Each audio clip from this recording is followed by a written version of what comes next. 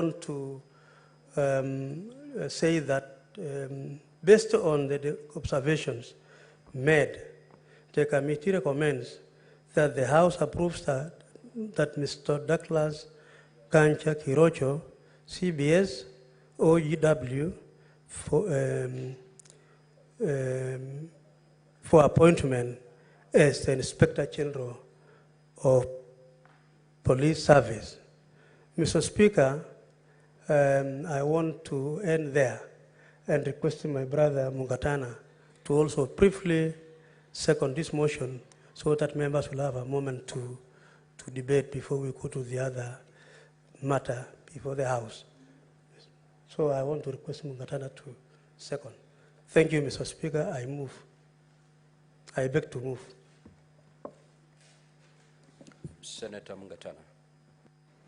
To thank the Honorable William Cheptumo, our Chairman for Internal Security Committee and Foreign Affairs, and Gabriel Tongoyo, his counterpart in the National Assembly, for the good work they have done in preparing this report. Mr. Speaker, in seconding the appointment of Mr. Douglas Kanja, I wanted to particularly take this floor to commend Mr. Kanja. I know a lot is going to be said in this House, Mr. Speaker, about his very good qualifications, his many years in service, and his excellent performance up to now. But what I want to really emphasize, Mr. Speaker, is what Mr. Kanja has been doing of late, which I want him to start, not to stop from where he started. Mr. Speaker, we are not saying anything bad about the previous Inspector General of Police. But even in his acting capacity, Douglas Kanja has been communicating to the Kenyan people, especially when we were having challenges in the city and other places with high populations around the country. Mr. Speaker, he would come out and tell us, this is the plan the police have. This is what we expect those who want, for example, to express their opinions, where they need to go, what they need to do. This is the way we are going to handle this matter. Mr. Speaker, this is the expectation of the public. And this is the expectation we want the new Inspector General to carry out. We want proper communication. Mr. Speaker, I have sat in this House and spoken about the responsibility of public officers and their responsibility to speak to Kenyans. When we were approving here Dr. Patrick Amoth, I stood here in this House, Mr. Speaker, and I said, we are having issues that need proper communication. We do not want to be told by bloggers what is happening on MPOX. We want the officials of government to speak with authority on these matters. And Mr. Speaker, I was so gratified yesterday when I saw this new Director of Public Health speaking with authority on the question of MPOX. That is not a matter of the PS. That is not a matter of the minister. That is a matter of an official who is technical in the ministry to speak to us with authority so that we are not exposed to the knowledge, half knowledge and quarter knowledge of bloggers, Mr. Speaker, and then they circulate it as the truth. We want the new Inspector General of Police to be addressing that. Mr. Speaker, the minister has his place. The CS has his place. But, Mr. Speaker, we want, when it comes to security matters, the Inspector General of Police must be seen, must be heard, must be felt within the Republic of Kenya. Mr. Speaker, when we see the minister going to Baringo and what, he is a policy man. What we want is the person in charge. What is it that you have done? How many people have you deployed? How much money are you using for the operations? We want people who are holding public offices to speak with the authority of that office so that Kenyans can get the value for money. When there is a gap, Mr. Speaker, we have problems. We have rumors. We have false information. For example, Mr. Speaker, when we had the recent demonstrations that happened, it was the responsibility of the Inspector General of Police to come and say that this is what transpired. The estimated value of property lost is this. We lost some people as police officers, and this is the number that we lost. And the public also, condolences, we lost, and this is the number. You speak with authority and impartially. But Mr. Speaker, we've even had arguments about the number of people that we lost, unfortunately, Mr. Speaker. And we have not been able to be told. When we say our people are involved, we want the police authorities, and we want Mr. Kanja to take this official position without fearing the political, because with us, we will never be satisfied with what we do. There'll be those who will be telling you what you're doing is rubbish, and there'll be those who will be telling you what you're doing is good. But what you need to come out to do is to tell us impartial position. Mr. Speaker, I want to speak about the question of his responsibilities. If you look at the Police Act, Mr. Speaker, Cap 84, one of the things he is supposed to do is to establish broader relationship with the society. Mr. Speaker, I was going to request Mr. Kanja, because we are approving him as the new Inspector General, that he must come out and set a certain legacy around him, that in his time, the Kenyan police service actually became the police service. It did not change to become a police force. We should be able to have that confidence as Kenyans, not to run away from police officers when we see them, but to be able to approach them and speak to them. Mr. Speaker, when I'm saying this because for us who come from the outer parts of this nation, the counties which are out there, you will find the relationship in some parts, and I'm not saying in all parts, in some parts, when children see the police, they run away because of the fear that police have installed and bestowed upon the people. May you come out as the Inspector General of Police who set up a new standard, that the police officers, we approach them with confidence like they do in other parts of the world, that we are able to talk to them and speak to them. I don't need to be a member of parliament, a member of county assembly, a member of the executive, or any person in government for you to listen to me. Any person, Mr. Speaker, should be able to be heard. We want to see the images of police officers helping the disabled people cross the roads. We want to see police officers being on the first line. When we call you, you don't tell us you don't have fuel. Mr. Speaker, one of the first things the president did when he got sworn into office, he said that he's going to give the Inspector General of Police full authority to spend the money. So now you have no reason for you to tell us you do not have fuel when emergencies occur. And in particular for counties which are outside towns, because this is where we need a lot of emergency response. Mr. Speaker, as I second this motion, I would like to request that he should not be an Inspector General who stays in Nairobi. We want him to come to these areas where there have been security issues. We want to see him there, and we want to see you talking when you are there, telling people what the government is doing. And because you are an AIE holder, you should tell us how much money you are allocating, say, to Tana River for operations. How many police stations are you opening in our counties? Especially the ones that have, and I'm not speaking only about my county, Mr. Speaker, I'm speaking across the nation. Tell us how much money you are allocating. What is your strategic plan for operations in these counties?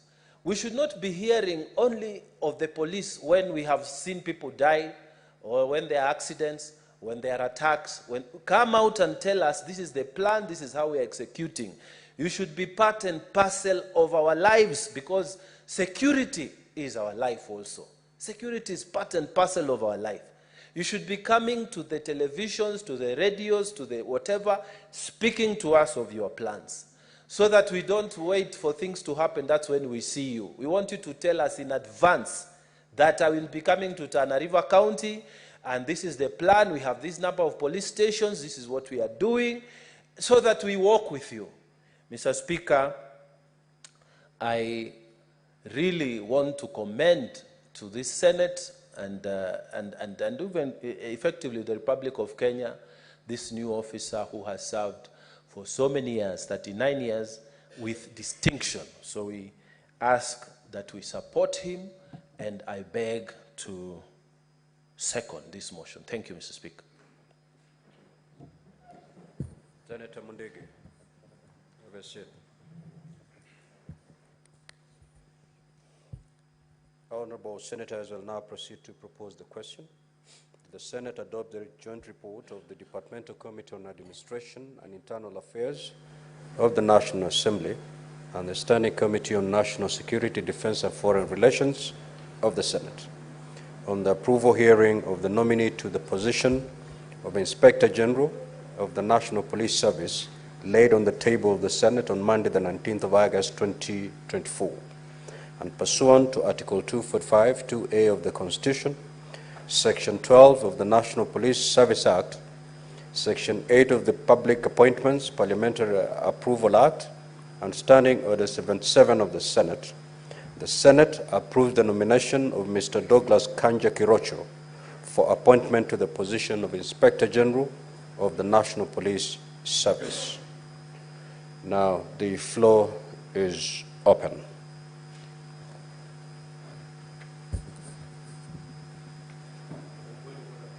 Yes, proceed.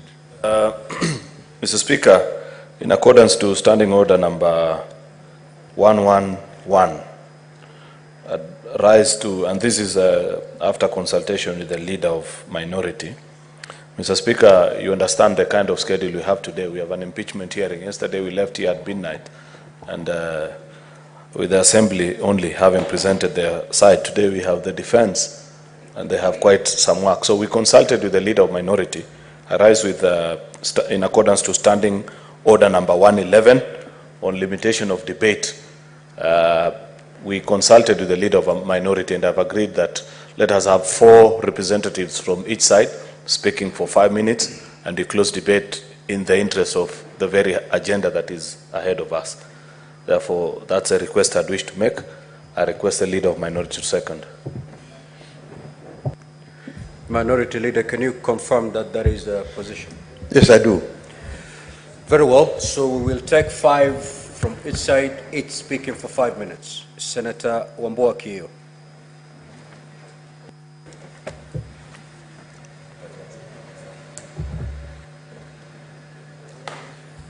Thank you, Mr. Speaker. Mr. Speaker, I want to take this opportunity to support the report of the committee on the recommendation for the appointment of Douglas Kanja Kirocho, CBS OGW, as the Inspector General of Police for the next 4 years. Mr. Speaker, as we wish Douglas Kanja well in the service, the Speaker, we want to remind him of a few things. That Mr. Speaker, following the enactment of the Constitution of Kenya 2010, the police force then was changed into a service. And the service Under that service, Mr. Speaker, is when we created the office of the Inspector General of Police. Mr. Speaker, from Article 243 of the Constitution up to Article 245 of the Constitution,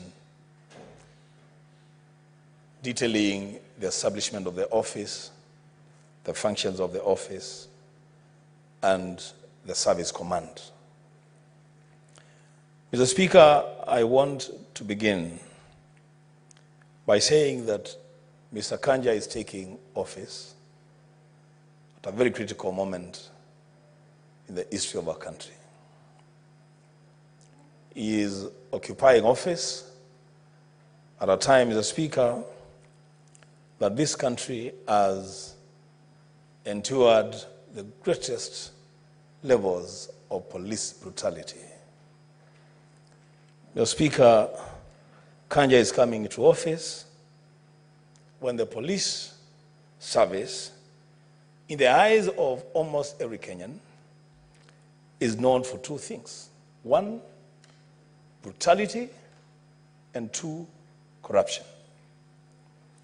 And yet, Mr. Speaker, Article 244 of the Constitution, under the functions of the service, I took time to go through that article, Mr. Speaker, and I cannot locate the Kenya Police Service under the provisions of Article 244 of the Constitution. Why, Mr. Speaker? Because that article says that the service is supposed to uphold the highest standards of professionalism. The Speaker, that is wanting in the service. It says that the service is supposed to prevent corruption and act transparently and pursue accountability. I cannot locate that in the service. It says that the service is supposed to protect human rights and fundamental freedoms. The Speaker, that is lacking in the service. It says that the service should promote relationship with the broader society. That also is lacking in the service. Mr. Speaker, I have listened to Senator Mwangaza'S seconding the motion, and he spoke from my mouth that, Mr. Speaker, a time has come that perhaps the head of the police service must work extra hours, extra time, with greater dedication to change the face of the police service so that a person in dire need, a person who needs help, and they see a police officer on the streets, they run to the officer because the officer will provide help at the time of need. As we speak today, Mr. Speaker, if you are lost in the streets of Nairobi and you see a police officer, it will be very difficult to approach them for help, because probably what may happen is that they may mislead you or even arrest you. Mr. Speaker, and they might even charge you, threaten to charge you with loitering with bad intent. Mr. Speaker, this service must be reclaimed. The glory of this service must be reclaimed. Mr. Speaker, the IG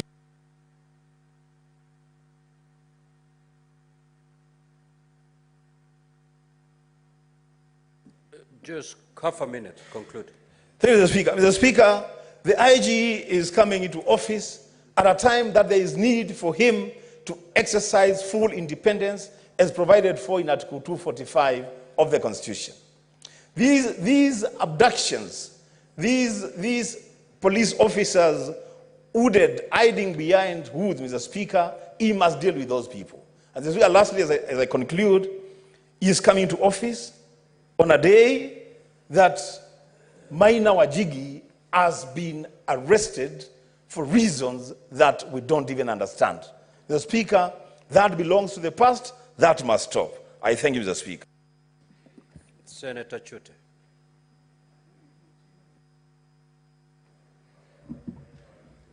Thank you, Honorable Speaker.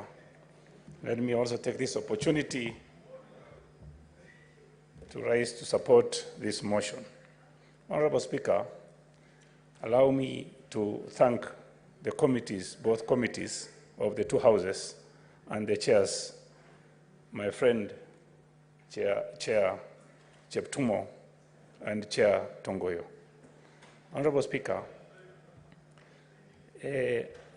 our nominee, IG, Douglas Kanja Kirochi, has done a very good job for this country for the last 39 years. He started with a police constable, as a police constable, and he rose through ranks of, from a corporal to Assistant Inspector General of Police, Senior Assistant Inspector General of Police, and now nominee for Inspector General of Police. Honorable Speaker, I want to also take this opportunity to congratulate the nominee. Honorable Speaker, when he was being vetted, his assets were, as he has indicated, is 46 million shillings. Honorable Speaker, if you look at his earnings per month, for the 39 years he has worked for this country, he was getting 98,290 every month. Honorable Speaker, if you've had other CSS being vetted, some of the CSS, the 2 years they've worked in this government, were earning, or if you look at the asset, were 8,333,000 every month. Honorable Speaker, looking at 39 years of service as a police officer, starting with the rank of a police constable, and he got an asset of 46 million. That is really commendable. Honorable Speaker, having said that, some people are talking about police officers being cruel. I think the problem we have in this country is the police officers are being underpaid. Honorable Speaker, what I would want to ask Mr. Kanja to do, immediately is confirmed. First of all, he must look at the police housing. Honorable Speaker, if you go to Industrial Area Police Station today, Honorable Speaker, the way these police officers live is, I'll tell you today, they are not living like human beings. How do you expect a police officer to work the whole day and going back to those kind of houses? That is terrible. I wanted, if possible, Honorable Speaker, I went to Ilret, my county, one time, and I visited police post and police station. And the way they live, those houses were built in 1950s. And I would want Kanja to visit Ilret and to let him see how people live in Ilret and many police stations. Honorable Speaker, the other issue I want to raise with Kanja, if he is approved, is the issue of Koreans, missionaries, 2 Korean missionaries who were abducted last week. He must visit Moyale. They were abducted in Oda, Moyale. I want him to visit there and see how he can solve that problem. The other issue I wanted to raise, Honorable Speaker, is the issue on the Ethiopia-Kenya border. We have incursions from Ethiopian military regularly into Ethiopia, into Kenya, mainly around Aona, Elebor, and around Sorolo areas. Honorable Speaker, our people have suffered. There are IDPs in Sololo as we speak because of the issues we have from the Ethiopian military. The other issue is the issue of NPR. I want Kanja to visit Marsabit, to visit Samburu, visit Garissa, Mandera, Turkana, and Pokot to address the issue of NPRs. We have a lot of shortages on that side. Finally, Honorable Speaker, there are barriers on this road. From Moyale to Isiolo, we have got 18 police barriers. I want Honorable Kanja to address the issue of all these barriers. What are these barriers for? Why do we keep police barriers? They can do patrols. Why do you keep barriers on the roads? And these are all toll stations. Senator Crystal Asige.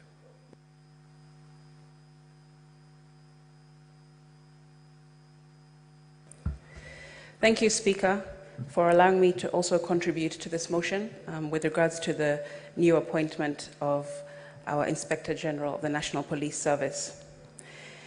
Speaker, my contribution will be very brief and to the point. I am standing here still extremely hurt and disappointed as to how Kenya has been portrayed and the suffering and the killings and pain that we have seen over the past 2 months, especially, Speaker. We sat here 2 years ago and vetted and appointed the former IG, who, unfortunately, he has become one of the most disappointing appointments that Kenya has seen in its National Police Service. And I say that honestly and sincerely, Speaker. With this new IG appointment, Speaker, and the vetting that has been done with the Joint Committee, I don't think that 39 years of a career will do it for me. I don't think that a CV really tells what somebody is, his or her morals, and what they intend to do once they get into a position. A CV is just a piece of paper, Mr. Speaker. And an interview process, anyone can speak and have the gift of the gab, as they call it, and woo the entire committee. But frankly, to me, Speaker, the proof will be in the pudding. The proof will be in what he does in his first 100 days, in his first year, in his first day in office, Speaker. That will be what will determine the intention of this new IG and where he would like to take the National Police Service. Speaker, 2 months later, we still have conflicting police reports, and I wish that this be his first order of business. Conflicting reports on how many people have died in the anti-government protests the last 2 months. We have heard the president give his number, IPOA give their number, the Kenya National Commission on Human Rights give their number, and still, right now in the mortuary, we have over 240 unidentified bodies sitting, lying, and with no clue of where they came from. Some of them have been changed in terms of they've been picked up in one location, and you go to the morgue and you see that they have a tag saying another location for another crime or another accident. Mr. Speaker, it's an absolute mess. And I wish that this become his first order of business and become his priority if and when he gets into office. Mr. Speaker, 2 months later still, we still have bodies, like I said, unidentified. We have abductions still going on, with the most former that has gone viral on the internet being of a popular blogger named Maverick Auko, just released yesterday. Mr. Speaker, 2 months later, we still have families who are left in the dark. They don't know where their kids are, their family members, their loved ones. What is your point of order, Senator Mandago? Honorable Speaker, Standing Order 105 on statement of fact. I've heard Senator Asige say Aogo was abducted. There's a difference between police arrest and being abducted. I think it is time that we also set records straight that the police must be left to do their work. That is the reason why the Honorable Parliament... Order, Senator Kiyo. Minority Leader. Order, Senator Mazai. Yes, Honorable Speaker, you must protect me because I get surprised when senior counsel like Omogen, who was in this house and passed the Cybercrime Act, would want to gag the police from doing their work, can Senator Asige substantiate the allegation of abduction? Otherwise, she should withdraw the statement and apologize to the police of this country. Senator Crystal Asige, you have made a very heavy statement that a blogger was abducted. Are you in a position to substantiate that claim? If not, then you may proceed to withdraw. Mr. Speaker, as I was contributing, perhaps a good senator from Wasingishu didn't hear me correctly. What I said was that on social media there are reports of a blogger who has been abducted. I did not say, Speaker, anything else apart from that. Speaker, I'll continue. What I was trying to continue to say is that there are still families who are also left in the dark. Senator Crystal Asige, you've said abductions are still going on. I heard you correctly. Right. Abductions don't happen in social media. Speaker, the reports that are coming from social media, I said, are that there are still abductions ongoing. But you know, social media may not be the correct source. Correct, Speaker. And I hope that the new IG that is incoming will unturn every single stone so that we can get down to the bottom of these reports. Senators, order. Did you verify the information you got from the social media, Senator Crystal Asige? Speaker, I was continuing to say that I'm hoping that the new IG will take it upon himself to prioritize unturning all of these stones and all of these allegations that are ongoing so that we can find out the truth and he can do his job in informing the country of the true position of what is going on, Speaker. Proceed. Thank you very much, Speaker. Speaker, families should also be given information about their whereabouts of their loved ones who are still missing, who are still seeking for answers to questions that they've been having over several months now, Speaker. Mr. Speaker, I also want to say that I hope that the new IG will take note of the court ruling that has pronounced itself clearly about using live bullets, about clothing, and masked officers roaming our streets, Speaker. I hope that this will also be rectified through his tenure when he reaches the office that he is going to assume soon, Speaker, because these kinds of things cannot continue in a republic of Kenya. We are not a banana republic, Mr. Speaker, and I hope that this is definitely prioritized by the new IG. Mr. Speaker, I hope that he works to follow the law, not work to follow anyone else's orders or anyone else's opinions or anyone else's way of doing business, Speaker, is what I'm saying. The law is clear and it's very concise, and he needs to, hopefully, I want to believe that he will be following it. Senator Sik.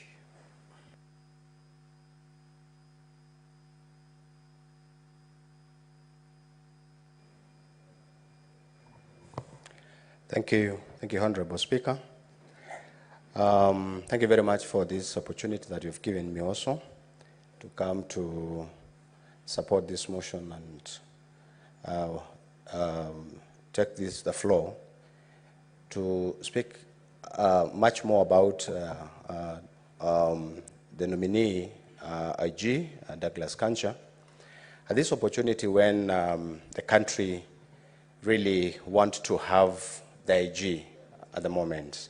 Honorable Speaker, I happen to be in the Committee of National Security in the Senate Joint Committee with National Assembly, and we had an interactive session with the nominee, and we realized that the experience the nominee has and has worked in this country is quite enormous, and we really were a bit impressed, and we really brought this to the limelight of the entire country that this is the right nominee, somebody who have come from the constable to the position of the deputy Inspector General of Police.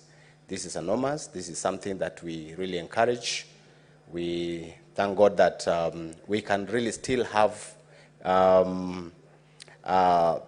officers who can work through ranks, different ranks, without even going to a different rank. He went through all the ranks, from the first rank of the corporal to the Director General of Police.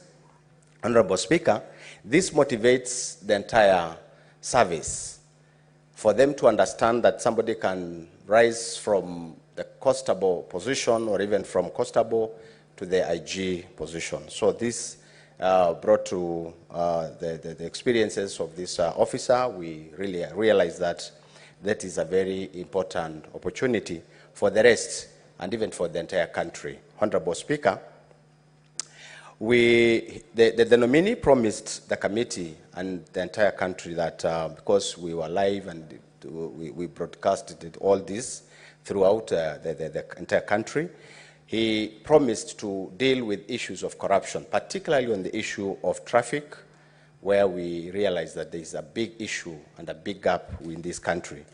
He also promised that he will look at the issues of deployment of staff on areas of, that are shortages and try to bring some staffing issues within the force and even discipline within the force. These are the issues that he could really brought to the committee and to the Kenyans when he was being vetted by our Committee of National Security. Honorable Speaker, I want to request that as we continue to approve this nomination of this officer, Douglas Kancha, I request that the nominee would really observe and address a few issues that really were coming very strongly during the interview and to the members of the committees and to also to the public, because we received quite a number of memoranda through public participations and all that. And I really request that the nominee address the issue of vehicles, shortage of police vehicles. We realize that a number of stations, police stations, has no vehicles. If there is no vehicle, then there is no fuel, there is no transport, there is no supervision, there is no security, there is a highly shortage of security. The issue of houses in this country for police is something that really, it's something that has been a big problem. Most of our police are also staying at this Viosk. Most of them stays at, shanty areas, and even, it's horrible. It's a horrible situation for the police, police service. Honorable Speaker, I also want the nominee to address the issue of border points, particularly on areas of, these border points where, like in Kajiado, we have a big problem where the Tanzania authorities are really threatening members of this country. They are abducting, they are arresting, they take our... Senator Richard Onyonka.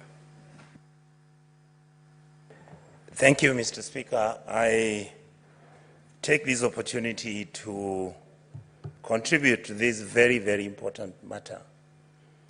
Mr. Speaker, the selection, nomination, maybe appointment of the Inspector General of Police is one of the major positions that in our country is highly regarded and respected. Mr. Speaker, the feeling I have is that in our republic, even when as a country we have done exceptionally well when it came to performing internationally. And Mr. Speaker, because of the institutional memory, many of my friends here may not know that or remember that Kenya is actually the country that provided security teams from the Kenyan Police Service to go to Namibia to set up their police system after their independence. Kenya did the same in Zimbabwe. Kenya did the same in Rwanda. And right now, Kenya is in Haiti, Internationally, we've kept a highly respectful kind of engagement, and people have known us as a country that believes in the rule of law and a country that has performed quite reasonably well when it came to our police service. But then, Mr. Speaker, one of the things that I have observed, and I happen to be very lucky because I've been around for quite a while, the police service that we have right now is actually dysfunctional. One of the issues that I would like to raise, and my colleagues and friends here have raised this issue, Mr. Speaker, is that you can't have a police officer who stays in a mud hut with him and his colleagues, even sharing rooms with their wives. We can't have a police service, Mr. Speaker, where a police officer sometimes is transferred unilaterally because he has annoyed some big person somewhere where their rights are violated. We can't have a police service where I keep talking about their salary for obvious reasons, because I would spend most probably a whole day discussing how we have mistreated our police service. And yet, indeed, because of this dysfunctionality, Mr. Speaker, the police service, the Kenyan police service, has failed us miserably. The recent events that you saw happen, my colleagues have talked about unilateral arrests. Mr. Speaker, if you look at it right now, a gentleman called Jimmy Wanjigi was arrested. His house was demolished. And these are issues that I would like to seek in this house and to my brothers. I remember when Cherargei was being arrested some 3 years ago, and he was screaming, saying, oh my God, Mr. Speaker, what is going to happen to me? These people came at 5 o'clock in the morning. Mr. Speaker, at that time when Cherargei was speaking, Senator Cherargei was speaking and crying, I thought he had lost his mind. Mr. Speaker, I would like to encourage Mr. Kanja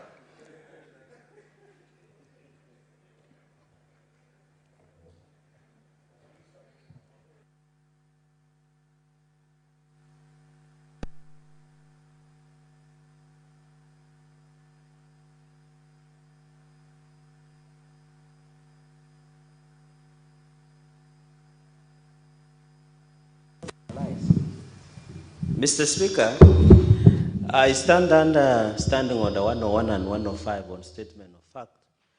Mr. Speaker, is it in order to go on the answer of this House that I was yelling and crying?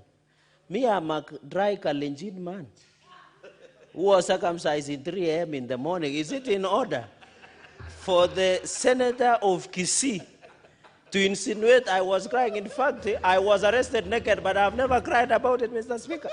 Can you apologize to me and the great men of Nandi and the people of Nandi, Mr. Speaker, in the spirit of Koitalel Samoe and the Talai, Mr. Speaker?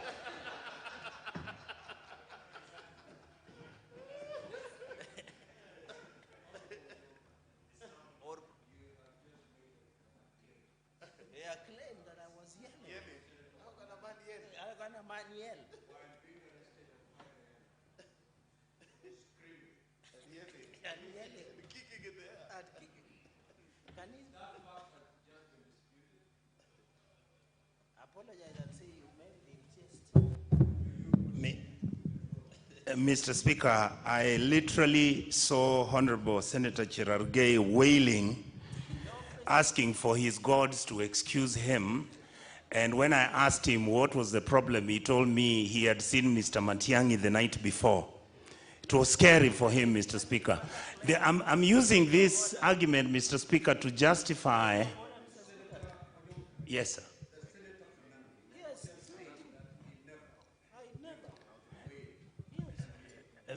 Mr. Speaker, could you allow me to look for...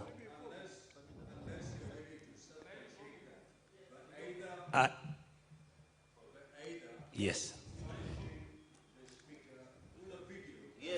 I promise to deliver the video, sir, because I wouldn't wish...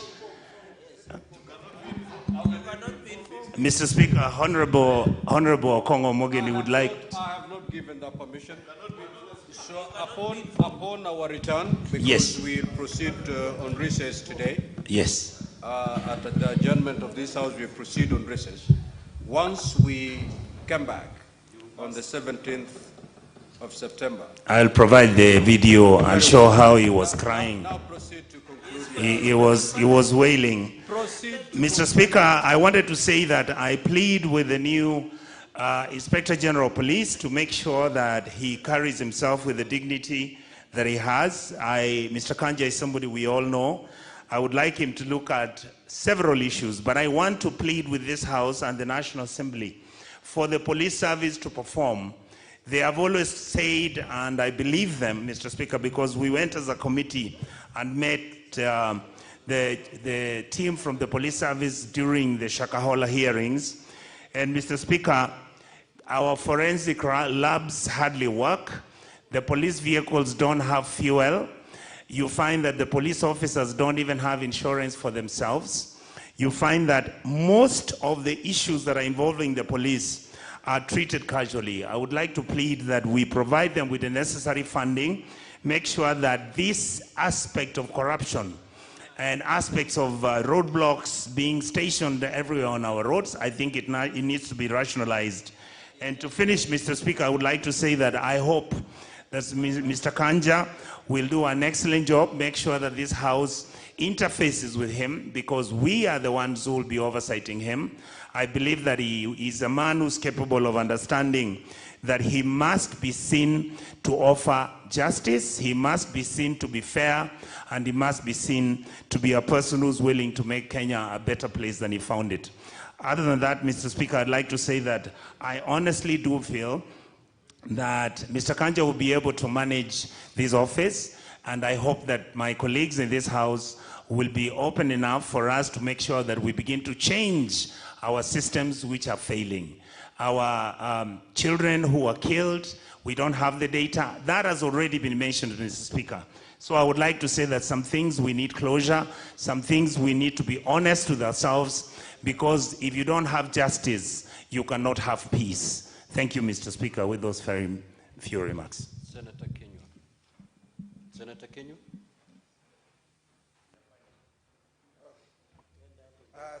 Asante sana Bwana Spika kwa kunipa fursa hii.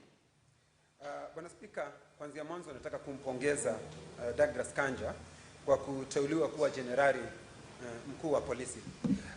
Bwana Spika, ni vizuri julikane wazi na Kanja wakati anapokuja aje akijua ya kwamba kazi kuu ya serikali yoyote ni kulinda mali na maisha ya wananchi. Bwana Spika, Bwana Spika, ukitembelea sehemu nyingi za bonde la Ufa, hasa Laikipia, Bwana Spika, unapata wakati mwingi watu wanaishi kwa maisha ya kukimbizwa na kuibiwa na hawa wezi wa mifugo, Bwana Spika.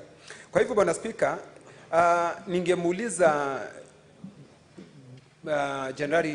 jenerali wa polisi atakapoingia, Bwana Spika, azingatie na aweze kukubalia tuweze kuongeza hawa askari wetu wa ziada, kwa Kiingereza wanaitwa NPR, Bwana Spika, kwa sababu hawa ndio askari walio na uzoefu na ujuzi katika zile sehemu mahali ambapo wametoka, Bwana Spika.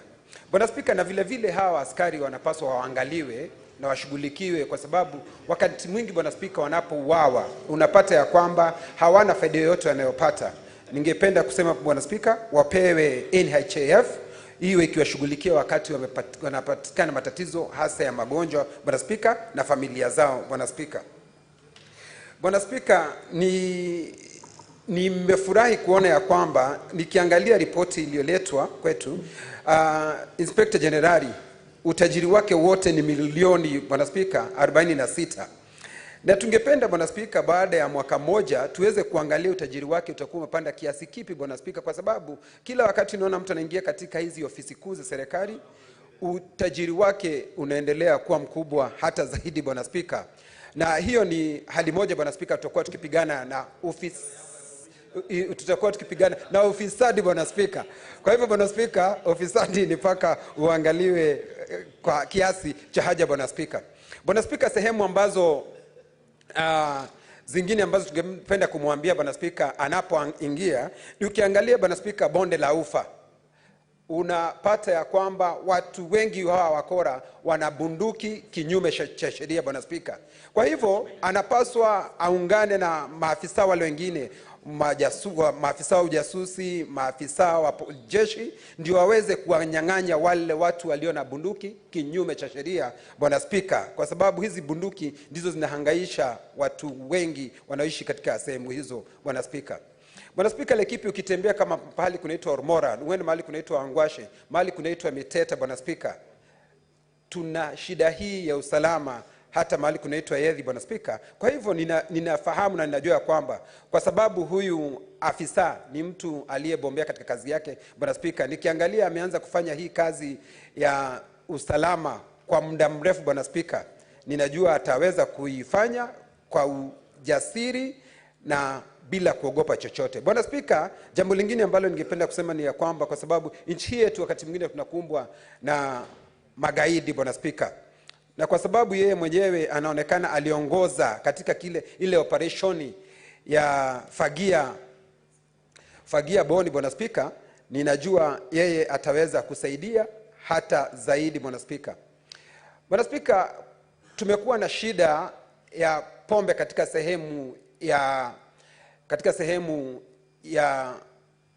nyingi katika nchi ya Kenya Bwana Spika, na watu wanakisia kwamba unapata maafisa wengine wa polisi Bwana Spika, wao wenyewe wana mabaa na wanaendeleza ile mambo ya kuuza pombe Bwana Spika.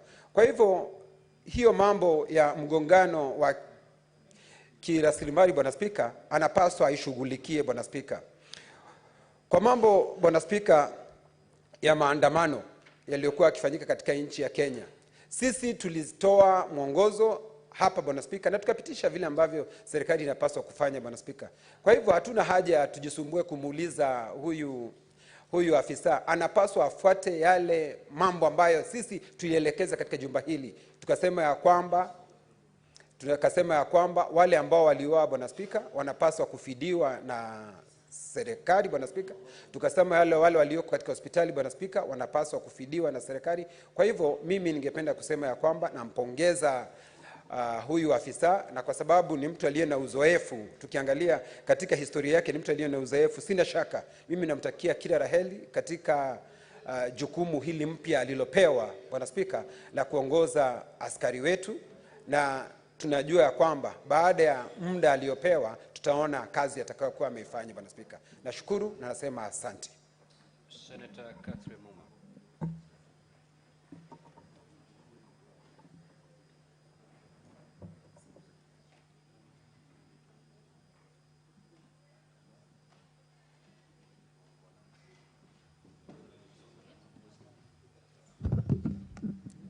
Thank you, Honorable Speaker, for the opportunity to contribute to this motion.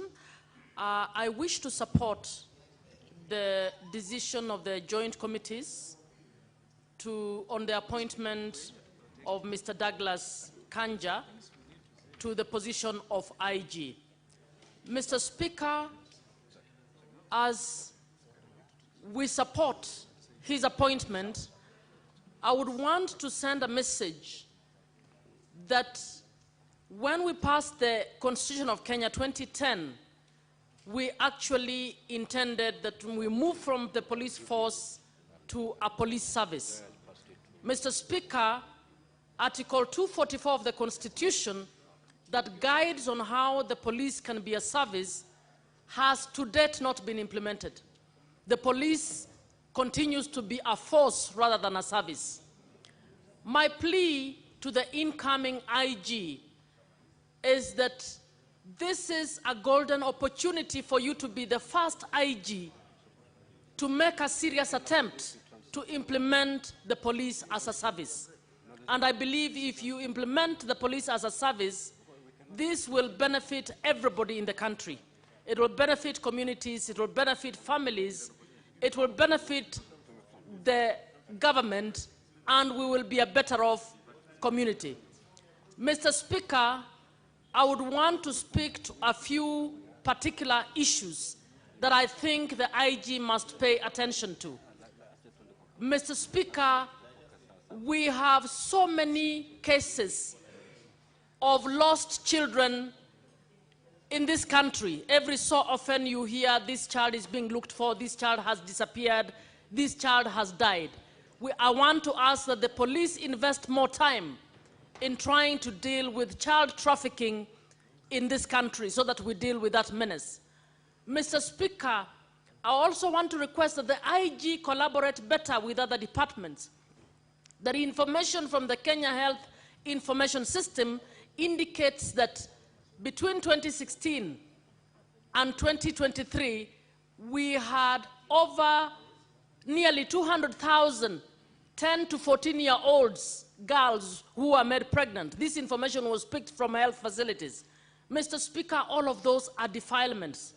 Do we have a similar number of prosecutions in our courts? No, we don't have it, because these cases are not prosecuted, are not followed, because the provincial administration from sub-chiefs and the others, including the police, actually get into negotiations instead of prosecuting these cases. We are asking that for the protection of girls and boys in this country, because the defilement is also happening to the boys, that the IG will spend a lot more time and put in place mechanisms to ensure that our children, especially the girls, are protected from sexual violence in this country. Mr. Speaker, we have had quite a number of deaths in our universities. We've had brutal deaths that happen where people are murdered, especially girls. We are asking that he also looks at that.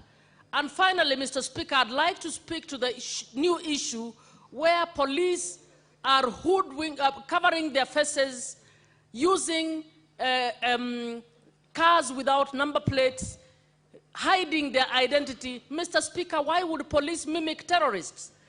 How would I know that this is a police officer when the police officer is behaving like a terrorist, like a robber?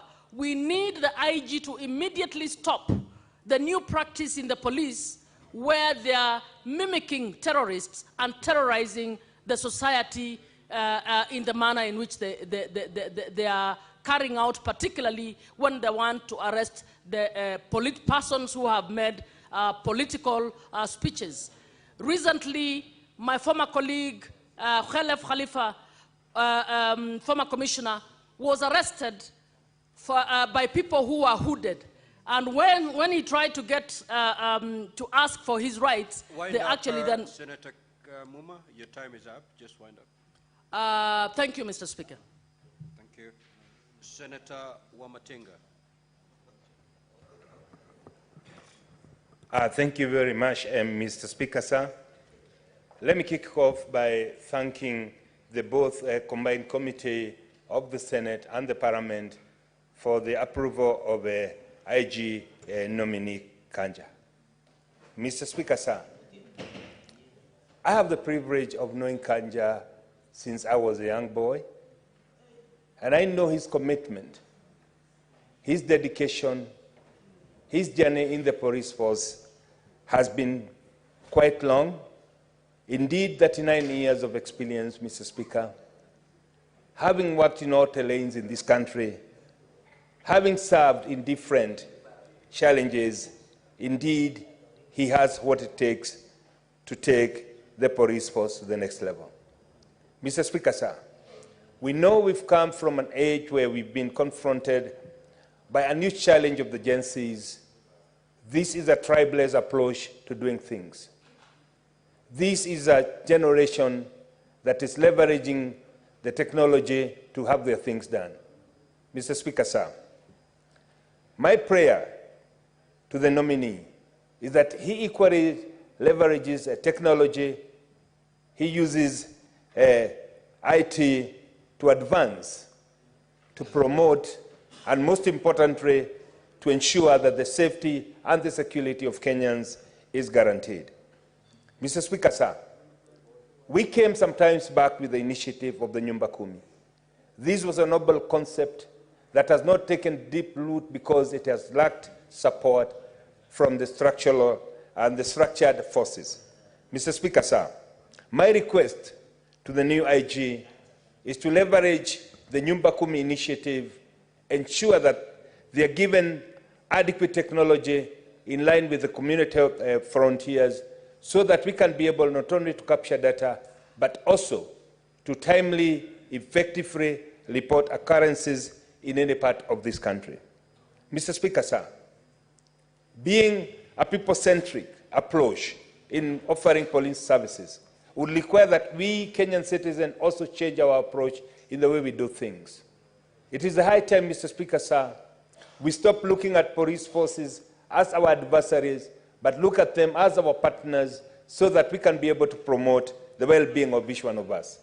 Mr. Speaker, sir, most of the activities, if not all the activities, criminal or otherwise, are conducted among the citizens. It is our sons, it is our daughters, it is our fathers and our mothers who commit these crimes. Mr. Speaker, sir, having lived for over 20 years in a country, in a European country, I saw that people do take a very active role in reporting incidences to the police. Indeed, if we were to do this, Mr. Speaker, then we would also promote the welfare of not only the police, but the welfare and the security of every Kenyan. Mr. Speaker, sir, it is also important we recall the slogan of the police, utumishi kwa wote. However, Mr. Speaker, we as the registratures, we must also enhance the budget that is allocated to the police services, as has been mentioned by my colleagues, so that we ensure they have decent houses, they have adequate equipment, but most importantly, Mr. Speaker, that the excuse they always get of not having fuel, not being well motorized, not being well equipped, comes to an end. This, Mr. Speaker, sir, can only be done if we are very deliberate in ensuring that the budgetary allocation to the police forces and to all the discipline forces matches the demand and the technology that is required in the present age. Mr. Speaker, sir, the Kenyan police performance in Haiti, as much as it was talked ill about, we are very, very proud because they've been able to bring some sanity. Mr. Speaker, sir, it is this dedication, the utumishi kwa wote dedication, that makes Kenyan police, that makes Kenyan people shine.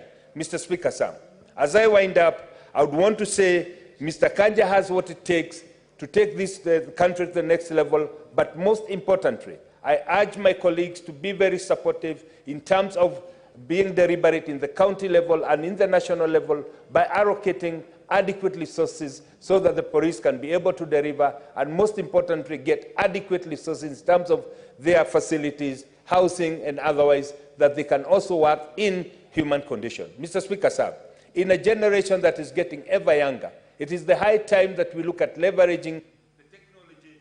Thank you. Senator Mogeni. Thank you, Mr. Speaker. From the onset, I want to congratulate the IG nominee, Douglas Kanja, for having gotten a chance to serve, I believe, as the fourth Inspector General of Police. But, Mr. Speaker, Kanja takes office, will be taking office during very, very challenging times, Mr. Speaker. I want to state here that his first responsibility, Mr. Speaker, should be to ensure that the police respect the provisions of Article 244 of the Constitution. We need to restore public confidence on our police being a police service and not a terrorist unit. Mr. Speaker, I've just been wondering, those out there who are looking at us as a country, when they see police officers arresting Honorable Keter the way they did, coming from church with his wife and child, and he's picked like terrorists are arresting somebody, Mr. Speaker. How does the international community look at us, Mr. Speaker, when we raid the house of a former presidential candidate, Maina Wanjigi? You maliciously damage his property. No, it's not right, Mr. Speaker. We must say these things because it's affecting our image out there, Mr. Speaker. Why should the police arrest people with hooded, hiding their faces? Are they thugs? Mr. Speaker, anybody arresting me, I should be able to know who that person is. I should have a right to inform my lawyer, Mr. Speaker. I want Kenyans to be arrested the way Senator Mandago was arrested. The police approached him and said, "Sir, could we kindly arrest you?" Mr. Speaker, that's how we want it to be done. Not the way they picked Senator Cherargei on a Friday, booked him in Muthaiga police. I went there to see him at Gigiri. He was put in a corridor. He was put in a corridor with grills, Mr. Speaker, the whole weekend. That's not right. This lady you call Skofi Naoko, Mr. Speaker, arrested and she made a false publication of information contrary to Section 23 of the Computer and the Cyber Crimes Act. A very small offense. Arrested on the 16th, locked up in a police station, denied access to a lawyer, only to be presented to court yesterday and given a cash bail of 20,000. Are we serious as a country? The police have better things to do, Mr. Speaker. When they gave summons to Maina Wanjigi to appear before DIC, he walked there yesterday. He walked there yesterday, Mr. Speaker. That's how we should be proud as a nation. Then we can say we have a police service, Mr. Speaker. I am the one who defended Honorable Keter. He was arrested. The ESCC published his name on the run to elections and said this is the big fish that we got. I did that case for him in Naivasha. He was acquitted. But before he was acquitted, he was in police detention for 2 nights before he was charged in Naivasha, Mr. Speaker. We don't want this kind of the police being used to do malicious prosecution. And I'm sure even Senator Cherargei, in the fullness of time, he will be a free citizen, Mr. Speaker. So we want, Mr. Speaker, our police service to fight crime. Look at the corruption. Senator Cheruyot, every weekend I drive from Nairobi to Nyamira. On the road, the police officers have put up toll stations, collecting money from Kenyans who are honestly trying to make a living from doing matatu business. It's not right, Mr. Speaker. And the Kenyans, when they enacted this constitution, they put it in Article 244 that the police should prevent corruption, Mr. Speaker. So if this guy can change that image, we can be proud as a country, Mr. Speaker. So he should take office knowing that 2 of his predecessors resigned from office. The first IG, Kimaiyo, was forced out of office. Koome resigned out of office. We don't want that demon to follow him. Let him serve Kenyans, respect the Constitution, respect human rights, and he leaves a mark, Mr. Speaker. That's the only country, that's the only time we will all say, as Kenyans, we passed a constitution that put in place a police service that is there to serve Kenyans. I support his nomination. Thank you, Mr. Speaker. Majority. Mr. Speaker, sir, I know I have 2 minutes, but I want to spend them very, very quickly. In 2.5 minutes, I'll say what I need to say.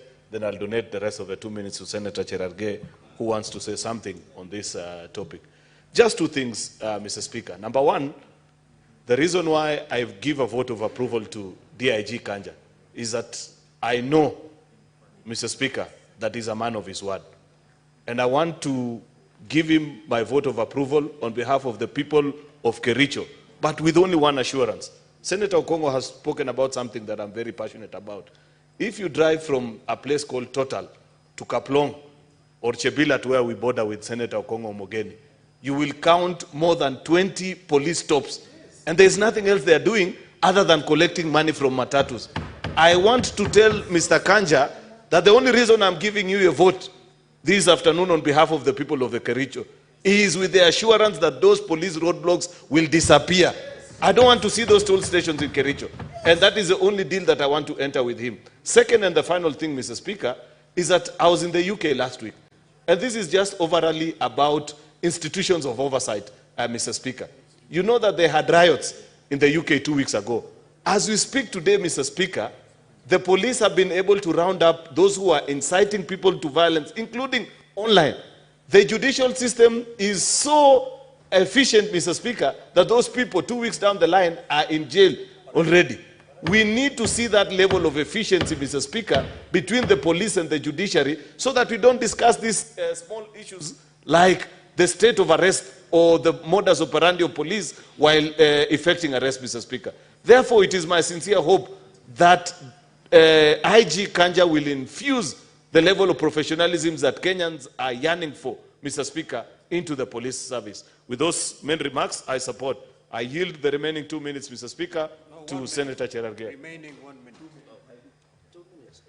Thank you, Mr. Speaker. With your indulgence, I want to support this report of that the Committee of National Security, Mr. Speaker. As a guest of most of the police stations, Mr. Speaker, I have slept.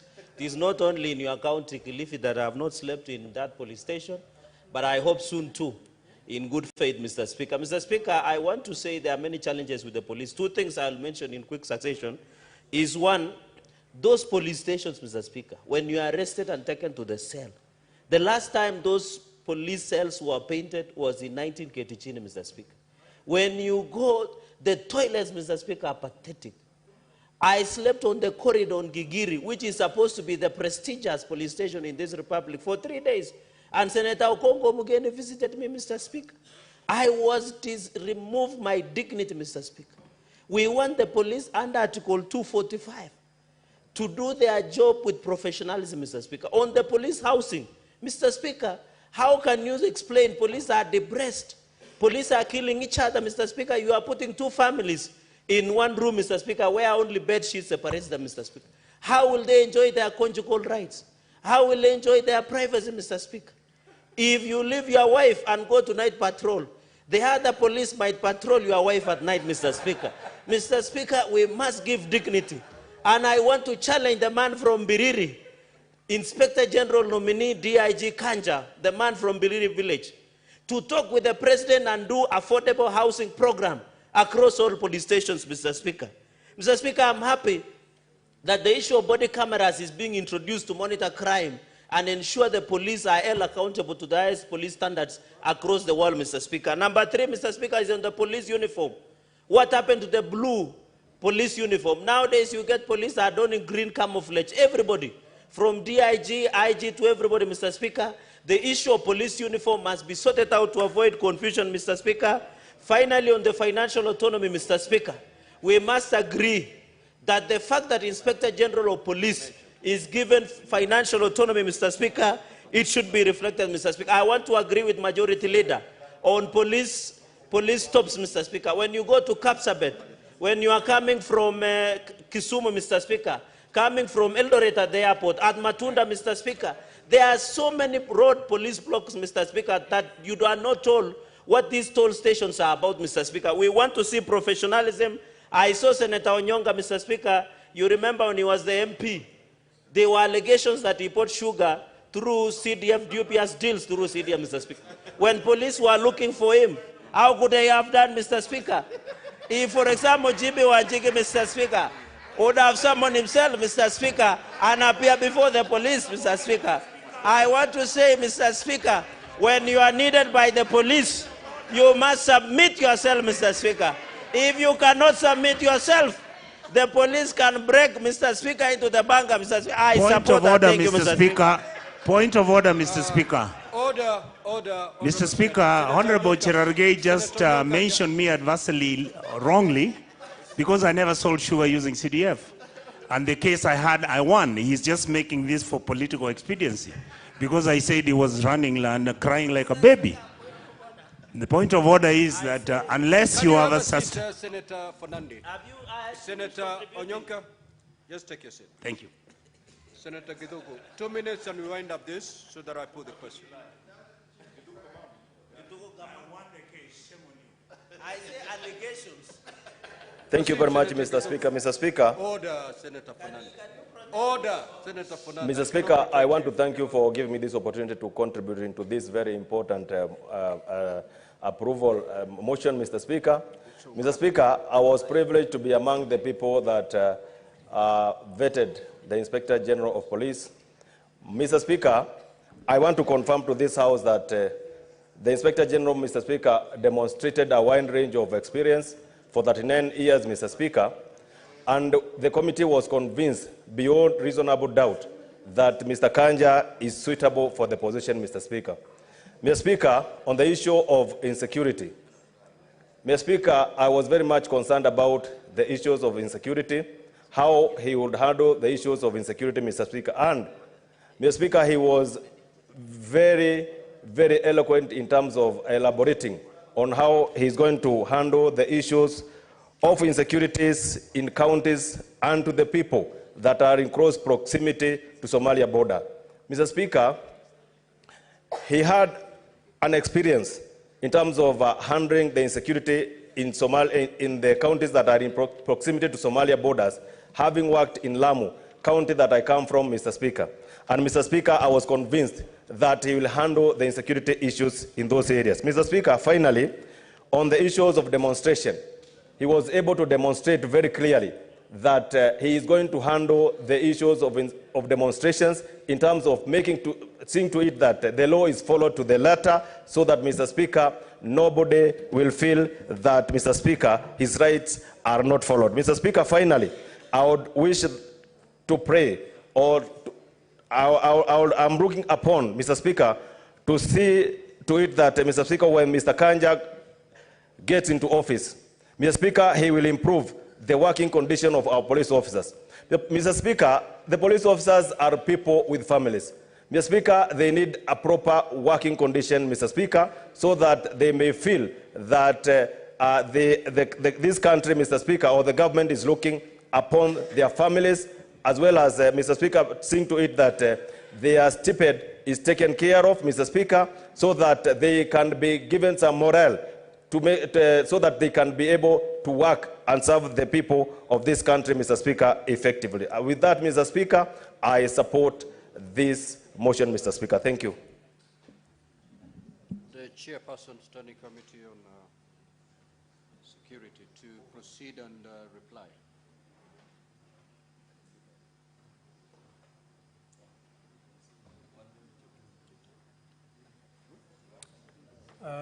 Thank you, Mr. Speaker. I want, first of all, to thank all members who have spoken to this motion, and I'm happy that they actually all supported. Mr. Speaker, the issues raised by members, ranging from the issue of improved communication of the police, improved relationship between the public and the police service, matters touching on implementation of Article 245 of the Constitution, issues of roadblocks, issues of general welfare of the police officers. Mr. Speaker, these are the issues that the honorable members have been able to raise. Mr. Speaker, when we had the nominee before the committee, all these issues, actually almost all of them, Mr. Speaker, were raised. And I want to say that if you want to know the way the IG thinks about these issues, refer to the report that we have been able to table in this House. Mr. Speaker, I wish, therefore, to say that this is the day and the time for us as a House to make a decision and give our approval for the member. I therefore reply, Mr. Speaker.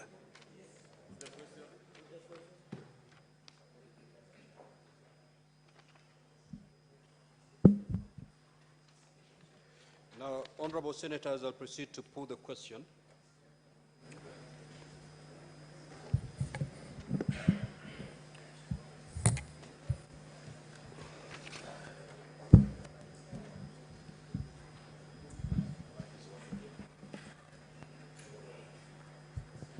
That the Senate adopts the joint report of the Departmental Committee on Administration and Internal Affairs of the National Assembly and the Standing Committee on National Security, Defense, and Foreign Relations of the Senate on the approval hearing for the nominee to the position of Inspector General of the National Police Service, laid on the table of the Senate on Monday, the 19th of August, 2024, and pursuant to Article 245(2)(a) of the Constitution, Section 12 of the National Police Act, Section 8 of the Public Appointments Parliamentary Approval Act, and Standing Order 77 of the Senate approves the nomination of Mr. Douglas Kanja Kirocho for appointment for the position of Inspector General of the National Police Service. Will as many as of that opinion say aye? Aye. Will as many as of the contrary opinion say nay? The ayes have it. Next order. Order number 3, hearing and determination on the proposed removal from office by impeachment of Honorable Kawira Mwangaza'S, Governor of Meru County. Do we have the parties in the House? Secretariat? Clerk? Do we have the parties in the chamber? Now, honorable senators, yesterday we had the case of the County Assembly, and today we are going to hear the case of the Governor of Meru County. I'm informed that at the adjournment of the House yesterday, that is last night, there are some senators who had expressed their wish to seek clarifications from the Council of the County Assembly. Now, the system is not helping today. I'm unable to look from my dashboard to get to know who intended to seek any further clarification for the Council.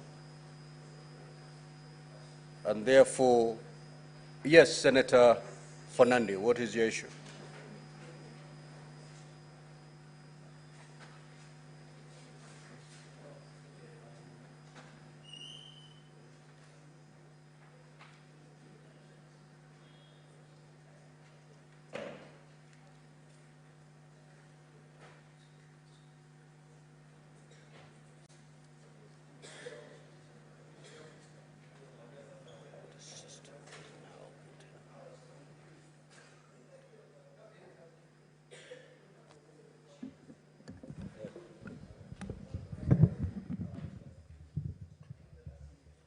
Mr. Speaker, thank you.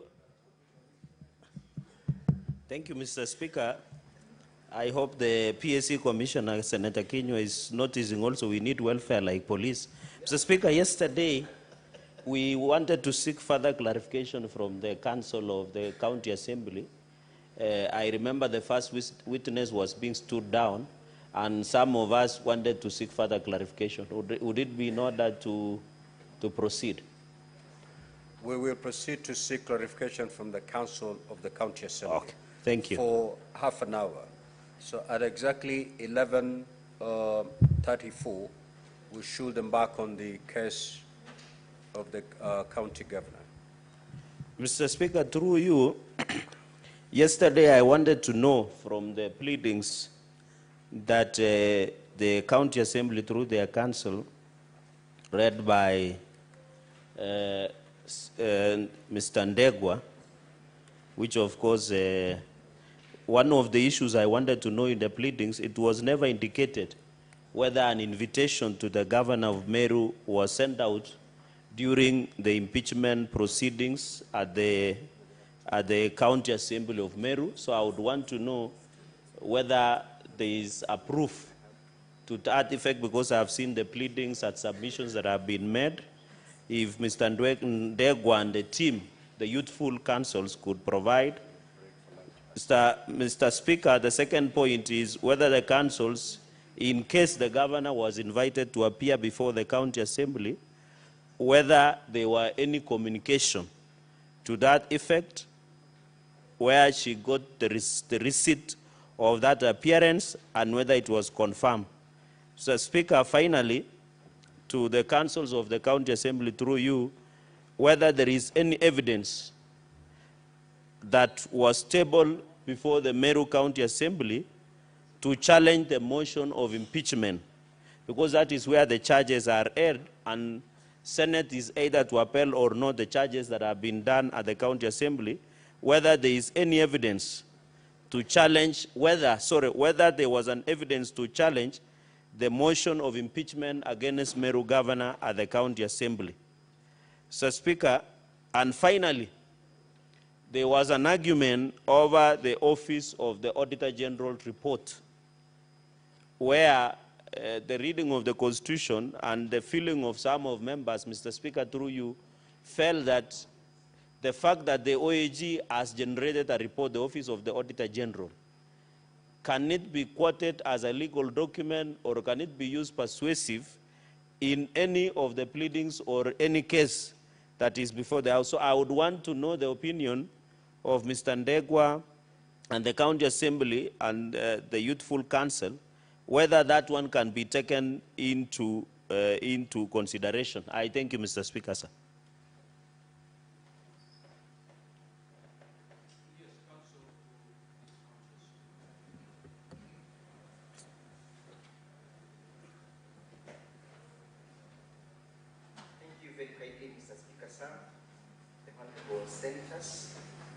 The appearance is as before for the County Assembly. We are greatly humbled for granting us a further opportunity to urge our case as before you. We do not take it for granted that the Senate creates time for that particular engagement. We are greatly humbled. In response to the inquiry by my learned friend, Mr. Chergei, the Senator, I refer you to Volume 4 of the County Assembly documents, where we have the index and description of the document that we have filed. At page 55, if Honorable Senators, you are with me, at page 55 of Volume 4 of the bundles by the County Assembly, you find a notification of the impeachment motion dated 31st July. This notification was issued by Honorable Zipporah Kinya, MCA, and the Deputy Majority Leader. It was addressed to Her Excellency the Governor, Honorable Kawira. It was notifying her of the pending proceedings before the County Assembly. Of course, Honorable Senators, permit me to indicate to you that this was pursuant to Honorable Lady Justice Cherere findings in Meru's High Court in the first impeachment, that the mover ought to notify personally to the intended respondent, who is a governor. Equally well, at page 56 of the same document, Volume 4, Honorable Senator, my learned friend Mr. Chergei, page 4, Volume 4, page 55, which you've just dealt with. We are now turning to page 56, where you find a letter from the County Assembly of Meru, the Office of the Speaker. The letter is dated 31st of July. The same is addressed to Her Excellency the Governor, Honorable Kawira.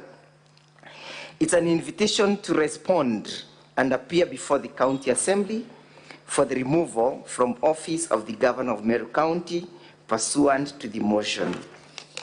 The same was prepared by the county, by Ayub Bundi, who is the Speaker, and it was duly served upon the Governor, where she acknowledged receipt by stamping on the said document on the same date, 31st July, at 4:16 p.m.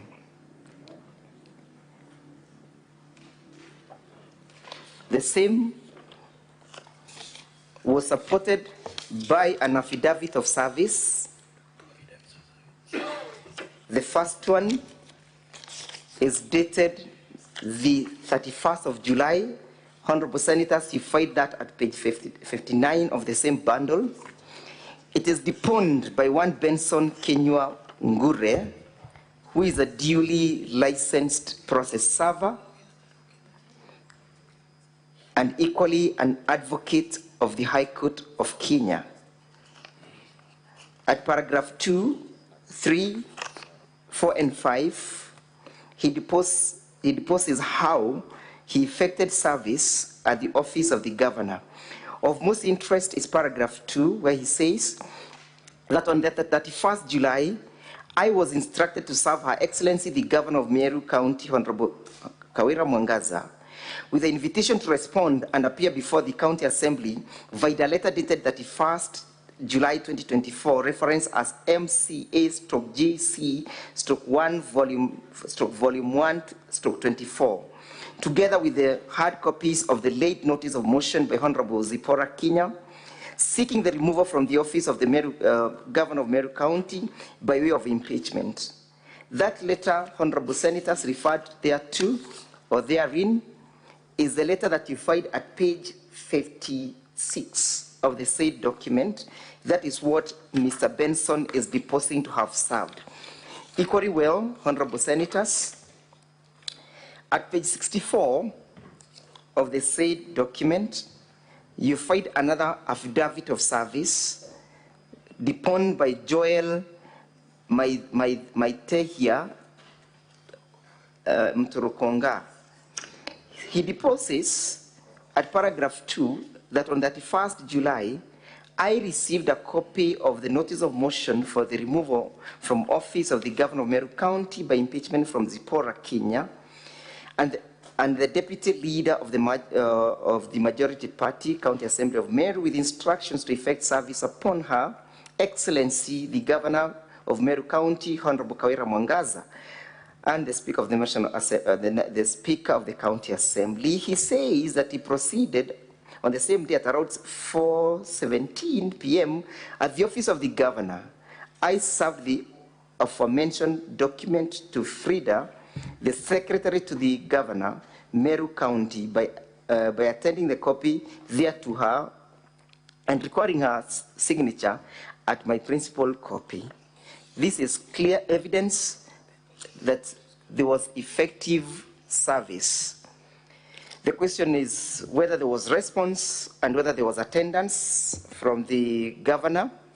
She will be telling us in our cross-examination whether she did attend. And that answers the first and the second issue, whether there was communication, whether there was evidence that there was tabled to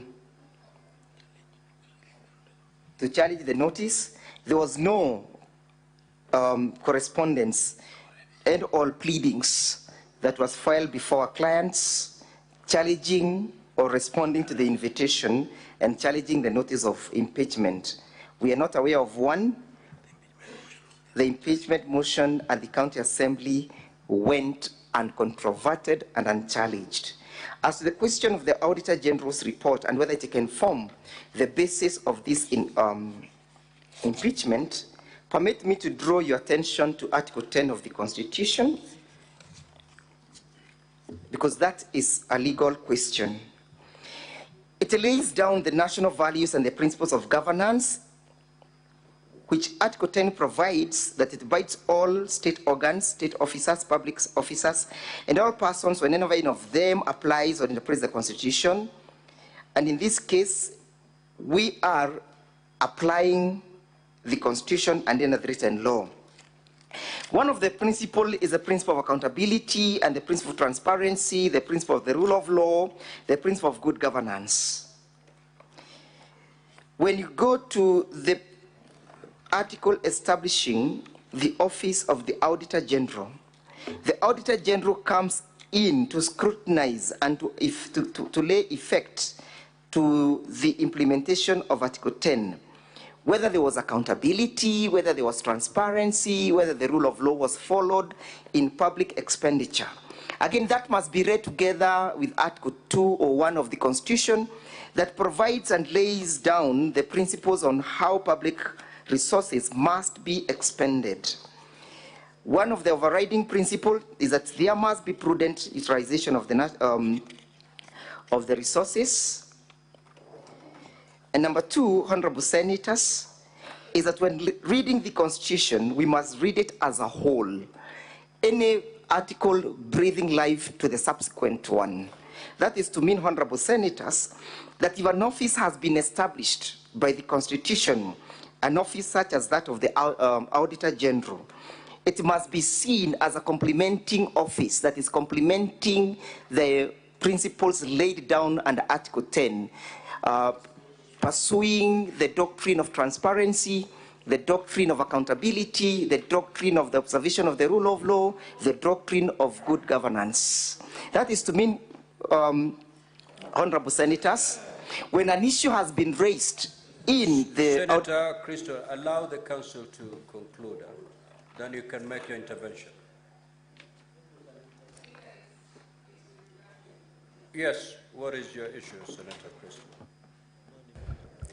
Thank you very much, Speaker, for allowing me to just make this quick comment. Speaker, you have given direction that we only have 30 minutes for this clarification session, and I believe that we are moving into an area where the Council is being allowed to re-prosecute his case by giving quite lengthy responses, and the rest of us have other clarifications we'd like to make. If it pleases the House, Speaker, and yourself, could the Council be guided to just make his responses brief so that we can get through more clarifications and not to re-prosecute his case? I thank you. Council for the County Assembly. Yes. If I was wondering what kind of question you're responding to, because the question by the Senator for Nandi has no relationship with the lengthy statement you're giving. Be precise, just go straight to what you've been asked to clarify. And I'm giving you 2 minutes to conclude that. I'm well guided, Mr. Speaker, sir. Yes, the answer is yes. The Auditor General reports can form the basis of impeachment because as under the time of the generation of that particular report, Article 229 requires the County Assembly to debate. After debating, that does not mean that it disposes of or waives the County Assembly's responsibility of oversight.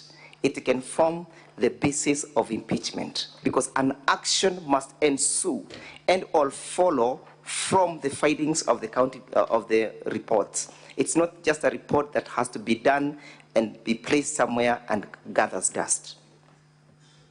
Senate Majority Leader.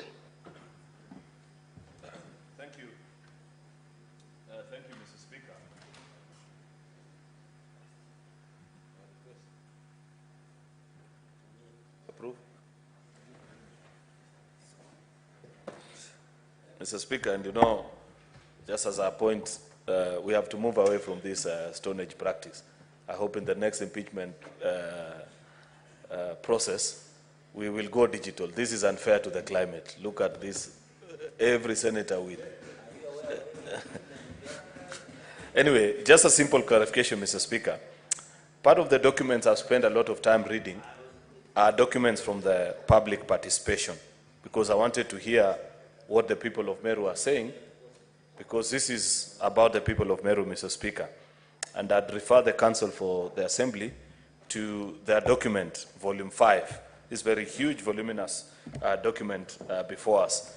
Mr. Speaker, the reason I did this is I just wanted to understand, and I'll be satisfied if the Council can even just point me to any of the documents they have presented, because it will help me to form a correct opinion. Because listening to the Council yesterday, in his opening remarks, he alluded to, and this has been captured as part of the documents they presented on page 11, 1334, on views of members of the public supporting notice of proposed motion to impeach Governor of the County Government of Meru, the Honorable Kawira Mwangaza'S. And one of the main issues that keeps coming up, I had the Council speak about it. I had the Honorable Member, I think Zipporah, the one who moved the impeachment motion, referred to it also yesterday, that the Governor is allegedly behind disunity problem, especially amongst the leaders of Meru, and the efforts, especially by Meru professionals during Cheke Council of Elders, and the clergy seem not to bear any fruits. That doesn't concern me much, because, you know, at leaders level, Mr. Speaker, there are many reasons why we disagree. But as an exit to this problem, last time we made our conversation, we had requested, just the last point, Mr. Majority Speaker. Leader, you have not more than 2 minutes to seek the clarification. the 12th paragraph of that process is that the governor is alleged, paragraph 11, the governor is alleged to frustrate the process of reconciliation between her, the deputy governor, and the MCAs.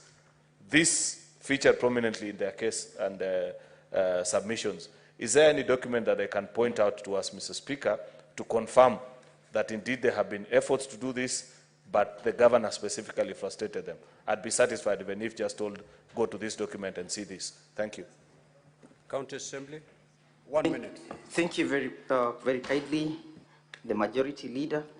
The voluminous document that you see contains the report and the analysis that came or accrued from the processes of the public participation. We have voluminous evidence where the members of the County Assembly say that yes, there has not been fruitful results from the process or initiated for reconciliation. Some of them are yet to give us the reports. For example, the Nchorincheke that you referred to is yet to give its findings as to the current existing status, whether there has been reconciliation or not. In any case, Mr. Speaker, sir, the public participation is quite different and the views of the public are quite different from the views of perhaps of those who may be wanting to reconcile. And reconciliation efforts perhaps may also be evidenced by the fact that I've noted in Governor's response that individuals have even moved the President, His Excellency the President, to dissolve the Meru County. That is the indifference, that is a conundrum, whether it should then be dissolved or we should deal with the problem at hand. I'm most obliged. Senator Olekena.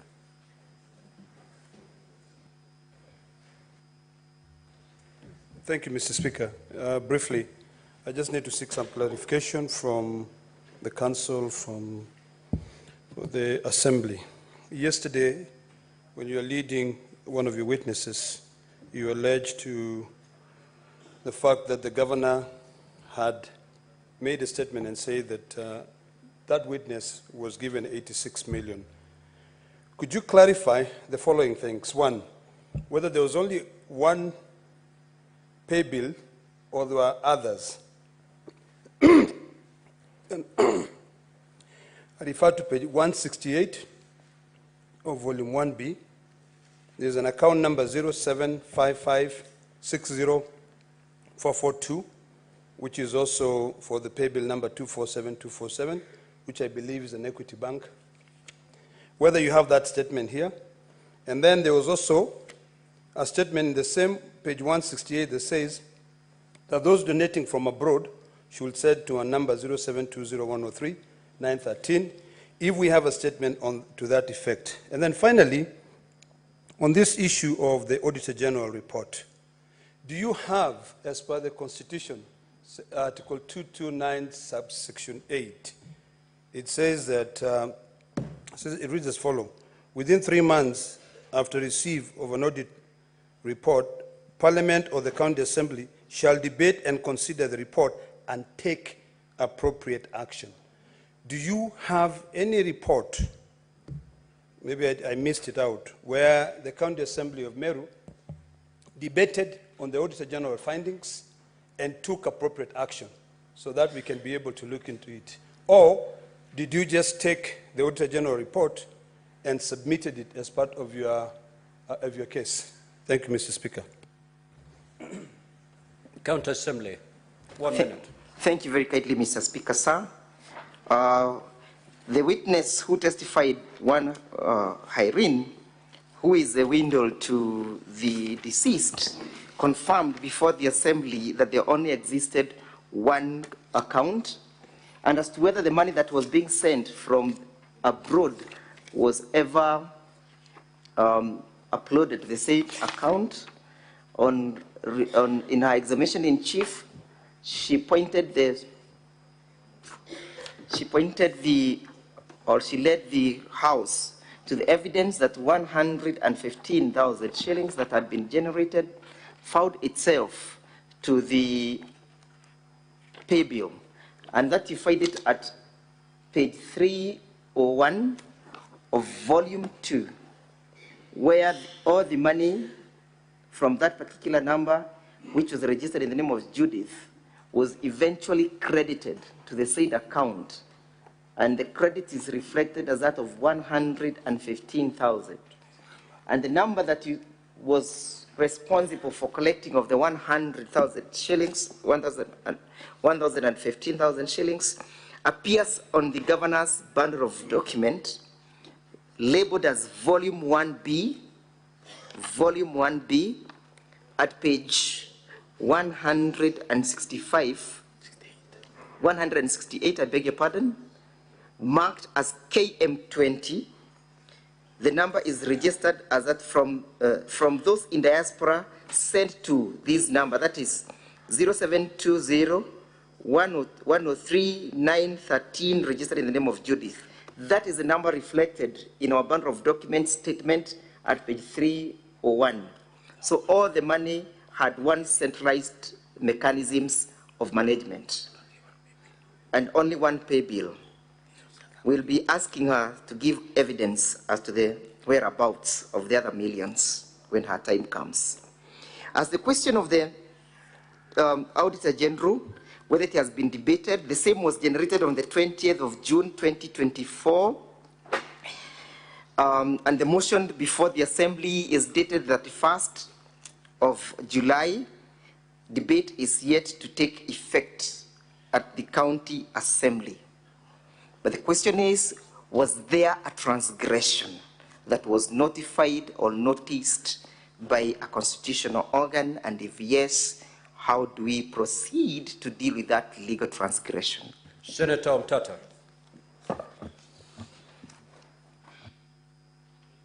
Thank you, Mr. Speaker, sir. I rise on the question of public participation. I've gone through the bundle, and I don't see any evidence that feedback was provided to the people who gave their views on either why they were accepted or rejected. And this is a standard that has been set by the courts, that there must be feedback to those who present their views. It's not like a census or something. So can the Land Council point me to any part of the evidence they have where they complied with the standard on feedback, on public participation, so that what they have submitted can be admissible as having met the threshold that has been set by the courts, especially in Civil Appeal number E003 of 2023. That's the National Assembly, and another versus Okio Mtato Koiti and 52 others. Thank you. Proceed, Counsel. Thank you, Mr. Speaker, sir. I must thank the Senator for Busia for the well work done in contributing to the jurisprudence of this country, and especially the question of public participation, which is still a moot area with a lot of jurisprudences emerging, a challenge that also faces perhaps most of the government organizations on how to initiate it and how to get a feedback.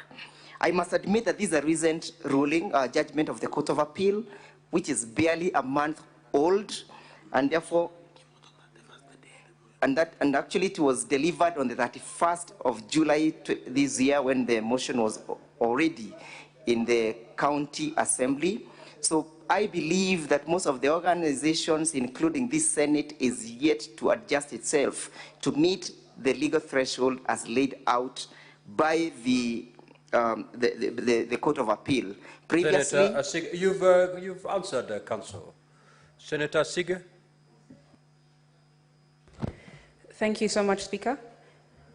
Yesterday, Speaker, the Council, through his witness-in-chief, played some videos.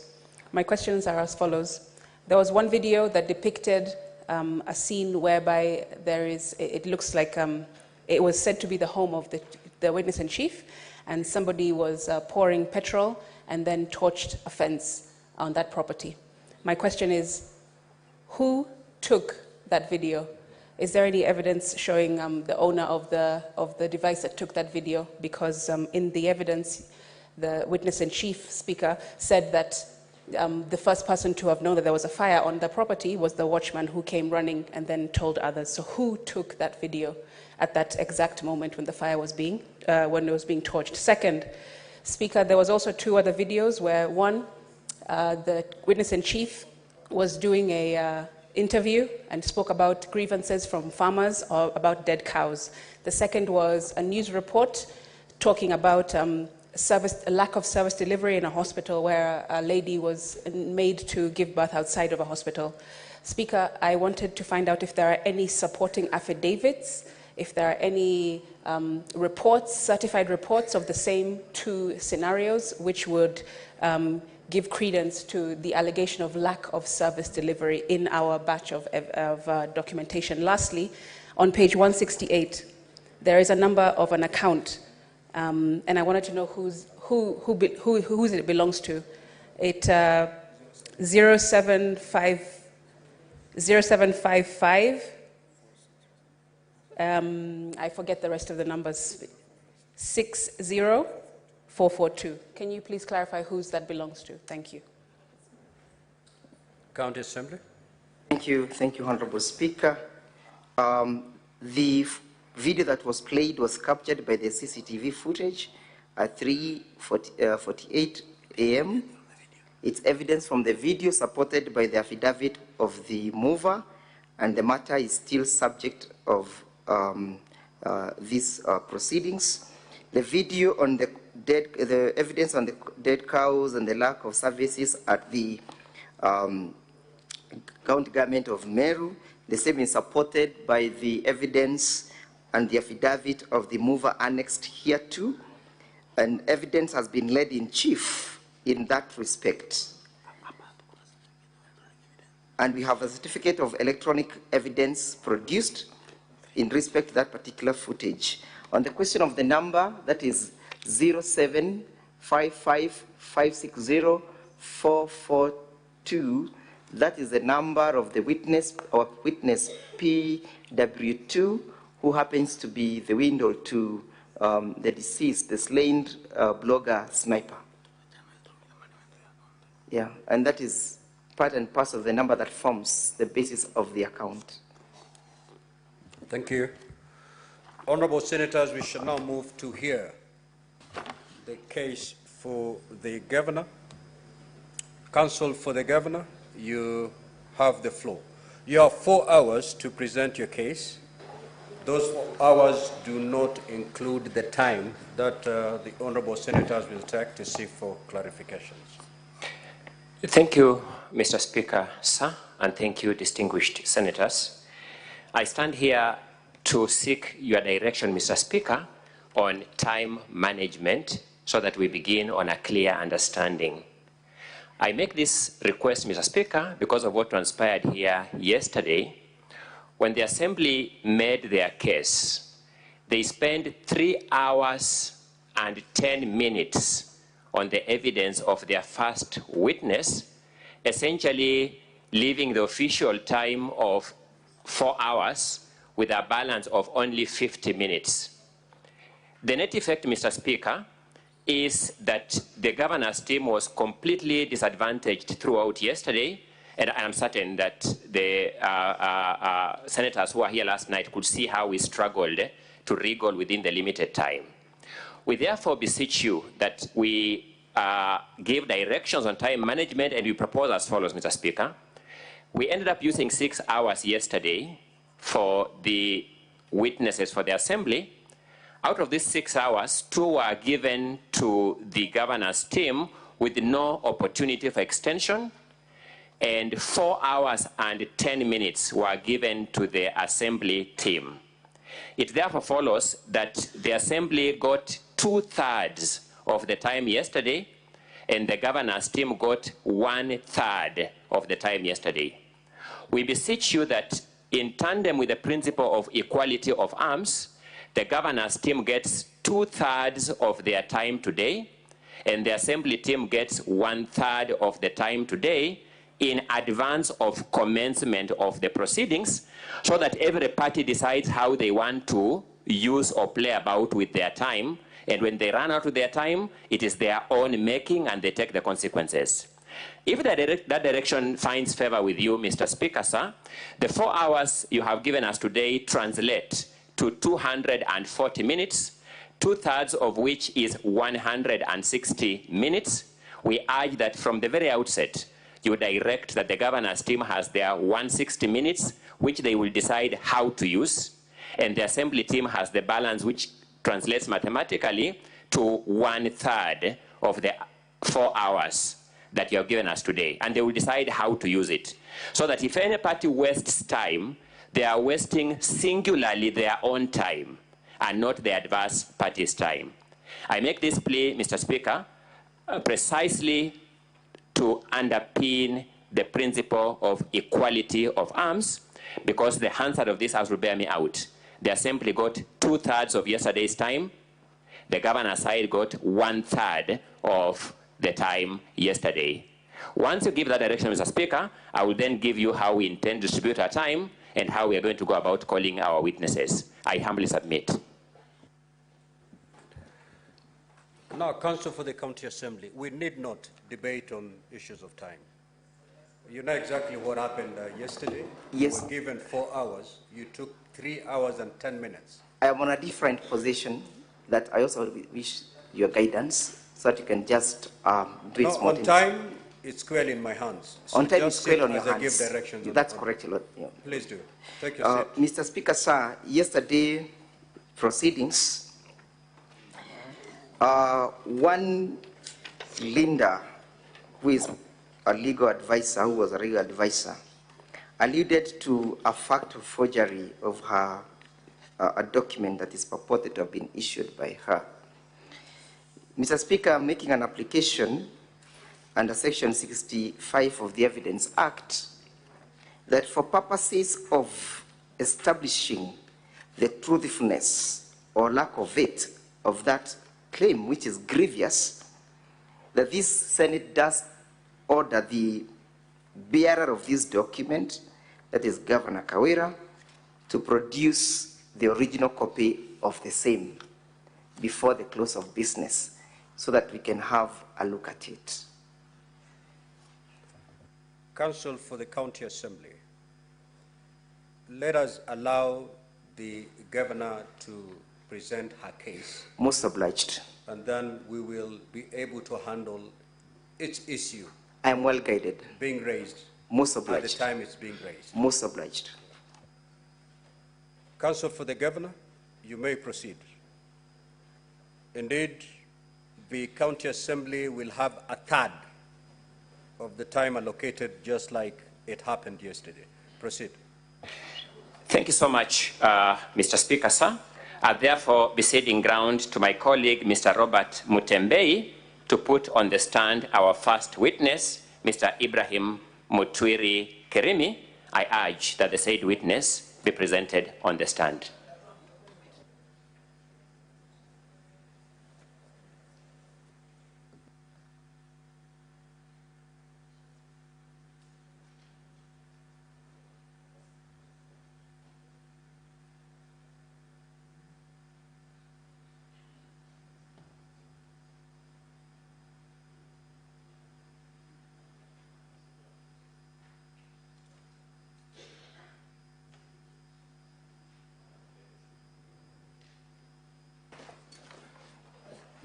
Mr. Speaker, as we wait for the witness to be brought in, for the record, my name is Robert Mutembei. I intend to take about 20 minutes on this witness.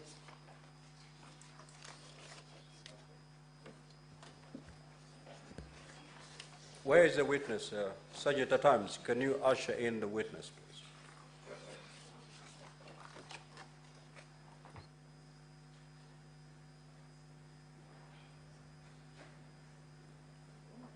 Secretariat, may you administer the oath.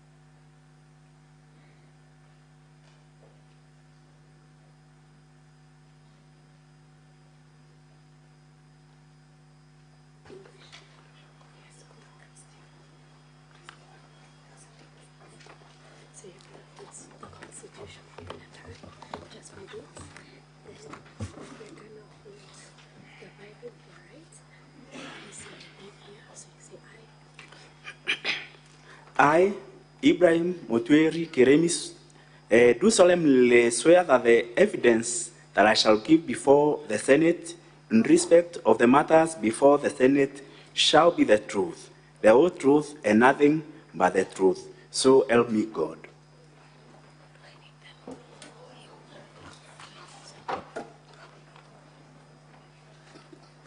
Mr. Ibrahim,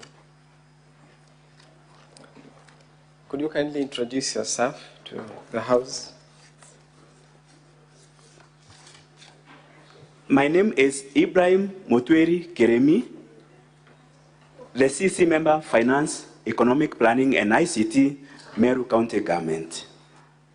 Mr. Ibrahim, kindly confirm that you wrote an affidavit that appears in support of the response of the governor,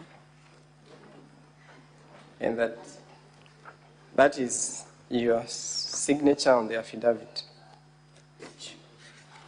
Yes, I do confirm that this is my affidavit signed by me in support of the governor of Meru County Government. You wish to rely on this affidavit as your evidence before this House? Yes, I do. The affidavit is signed on 16th of August 2024. It appears from page 30 to 35 of volume 1 of the governor's response. Ibrahim, let's just go straight to what has brought you here in light of the time that we have. Have you read the impeachment motion that has been brought against the governor? Yes, I have. Specifically, have you read count 3, which largely talks about financial issues, most of which have been the subject of discussion yesterday and today morning? Yes, I have, and particularly on manual payroll and alleged irregular payment of allowances to doctors. Very well. So let's go to the motion, count 3. I just want you to look at the grounds under that count. The first one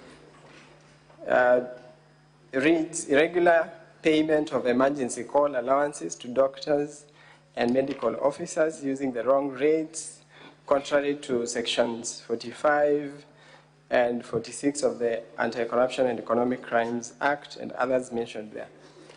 And the second one reads use of manual payroll, contrary to section 6.7.6 of the County Financial Accounting Reporting Manual.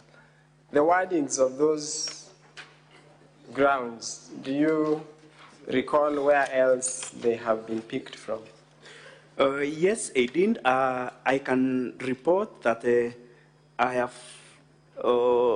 interacted with similar wordings that have been, this motion or these wordings have been picked directly from the office, the report of Auditor General for the Meru County Executive for the year 2022, or financial year 2022-2023. And the same report is also produced in the County Assembly Exhibit of Documents at page 347. So you confirm that you are saying that these very grounds that form part of count 3 have actually been plucked from the audit report in the same manner of wording? Yes, the Auditor General report for the year, for the financial year 2022-2023. So I want you to demonstrate that this audit report is not unique and doesn't raise unique issues. So people would be wondering, what is so wrong in this audit report? Are there peculiar issues in this report? So I want us to go to that report and particularly read for us the opinion of the Auditor General. This report at page 341 of the assembly documents, volume 2,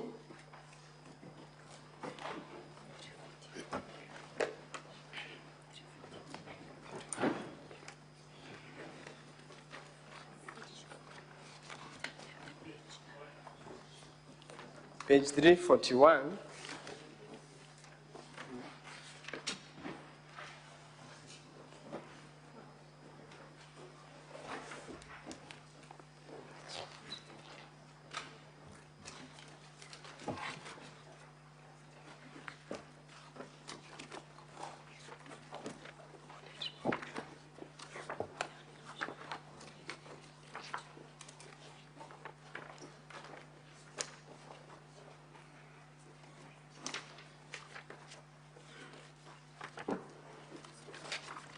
sorry, it is at page 333. It starts at page 333 of volume 2, exhibits in support of the impeachment motion. So that is one of the major documents that has been submitted in support of the impeachment motion. But Ibrahim, I want you to go to page 341 and particularly read paragraph 2 that appears at the top of that page.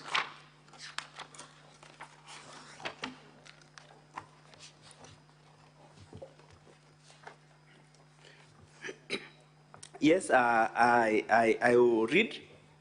This is an opinion of the Auditor General that, in my opinion, except for the effect of the matters described in the basis for qualified opinion section of my report, the financial statements present fairly, in all material respects, the financial position of Meru County Executive as at 30th June 2023, and of its financial performance and its cash flows for the year then ended, in accordance with international public sector accounting standards, that is cash basis, and comply with the Public Finance Management Act 2012 and the County Government Act 2012.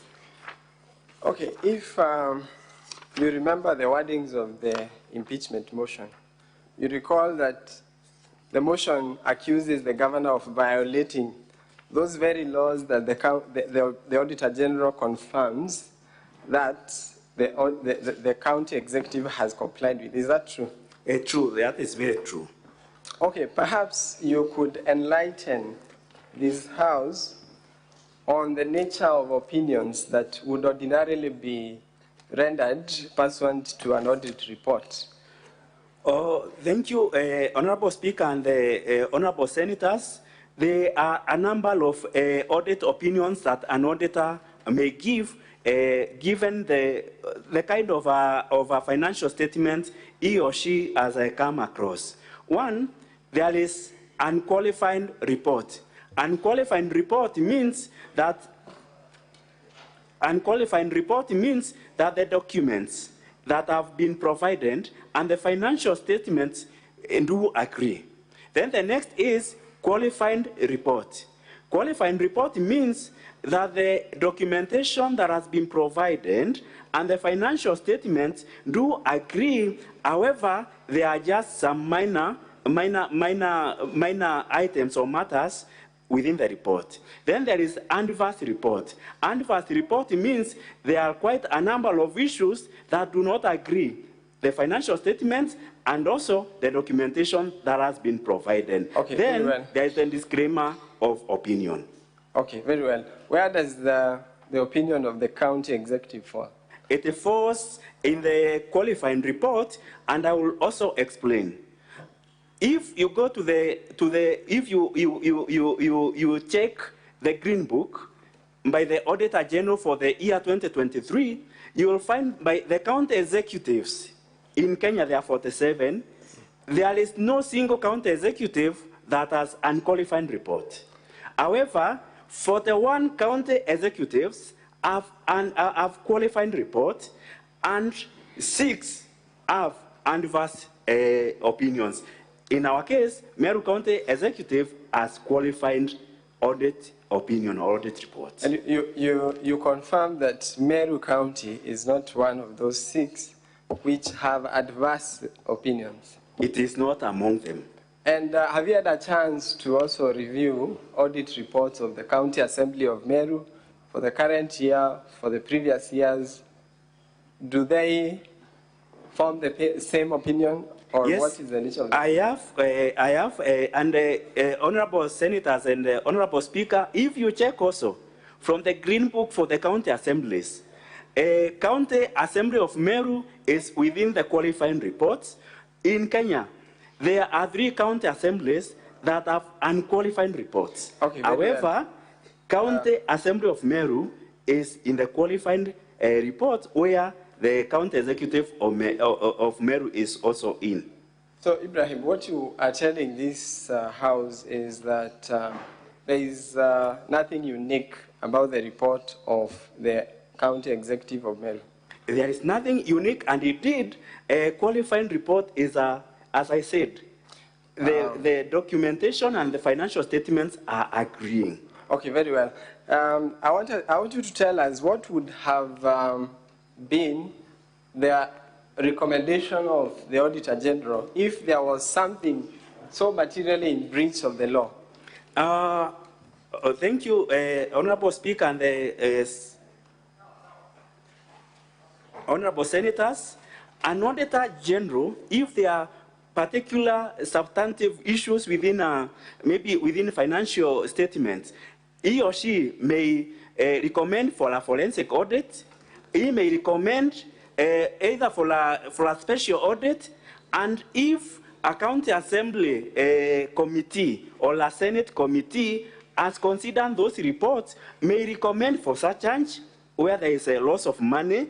They may recommend for particular, like investigative bodies to take up the matter, or they may also reprimand a certain officer for any matter, any omission or commission within the financial statements. That satisfies it. So what you are saying is actually contained in the Public Audit Act, and I want you to just confirm that that is what you are saying at Section 53 and Section 54, and Section 37 also talks about forensic audit. So just confirm that what you are explaining is actually what is in the law. That is very true, Council. I want you to just confirm by looking at the Act, the Public Audit Act. Is that Section 54? What does it say? We can start with Section 53. 53, okay. Thank you, Honorable Speaker and the Honorable Senators. Implementation of reports by an accounting officer, that is 53.1. The relevant accounting officer of a state organ or public entity shall, within 3 months after Parliament, has considered and made recommendations on the audit report, A, take the relevant steps to implement the recommendations of Parliament in the report of the Auditor General, or B, give explanations in writing to the Parliament on why the report has not been acted upon. Okay, just stop there. Counsel for the Assembly started when he was answering the questions before the senators. I quote him, he said, action must ensue from the audit report. How does action arise from the audit report? Is that what you're reading at Section 53? Yes, and these actions ensue from an audit report. I want to explain to Honorable Senate that an audit report by itself, it's not a final report. It must have, that is why a number of, the County Assembly or the Parliament must consider the recommendations or the opinion. In fact, the audit report is an opinion of the Auditor General. Why is it an opinion? It is an opinion because when the auditor was auditing the books, the time was limited. It was, in fact, the audit is just a sampling. It's not a forensic or a complete audit. So there must be an event after the audit report for a complete investigation of matters where a number of them are dropped and other issues or other matters are taken up by other institutions. So what you're saying is that the submission of the audit report in itself is not the end of the audit process. Indeed, it is not, and that is what this provisions is putting. Have you ever been summoned by the county assembly to shed light on the audit report? For this particular audit report for the financial year 2022-2023, I have not. Okay, very well. Let's go to the issues that have been raised in those two counts we have made reference to. There is the issue of the manual payroll. So why was there a manual payroll used for that period? Maybe you could explain very briefly what leads to the use of a manual payroll. Honorable Speaker and Honorable Senators, a manual payroll means an individual has been paid outside the system, that is the automated system, or that is the IPPD. Okay, and so this happens. Okay, go on. It happens when an individual has been recruited before one is formally assigned the IPPD number, which does not end and finish with the county executive. Before he or she get that number, then he or she, for him or her to get that. Just to cut you short, who gives the IPPD numbers? It is given by the Directorate of Personnel Management in the Ministry of Public Service in the national government. And have you produced evidence to show that the county executive actually actually applied for these numbers and how long it takes? In fact, in the evidence that I have provided.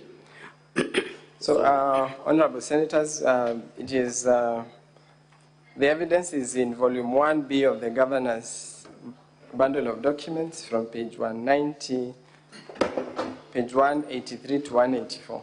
From page 183 to 194. The documents contained in those pages, what do they show in summary? Very briefly, what do those documents reveal?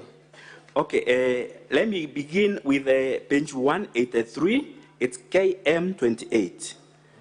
It shows a request for personal numbers by the Department of Public Service of the County Executive of Meru, which was done on 11th December, yes, 2023. When was the response received?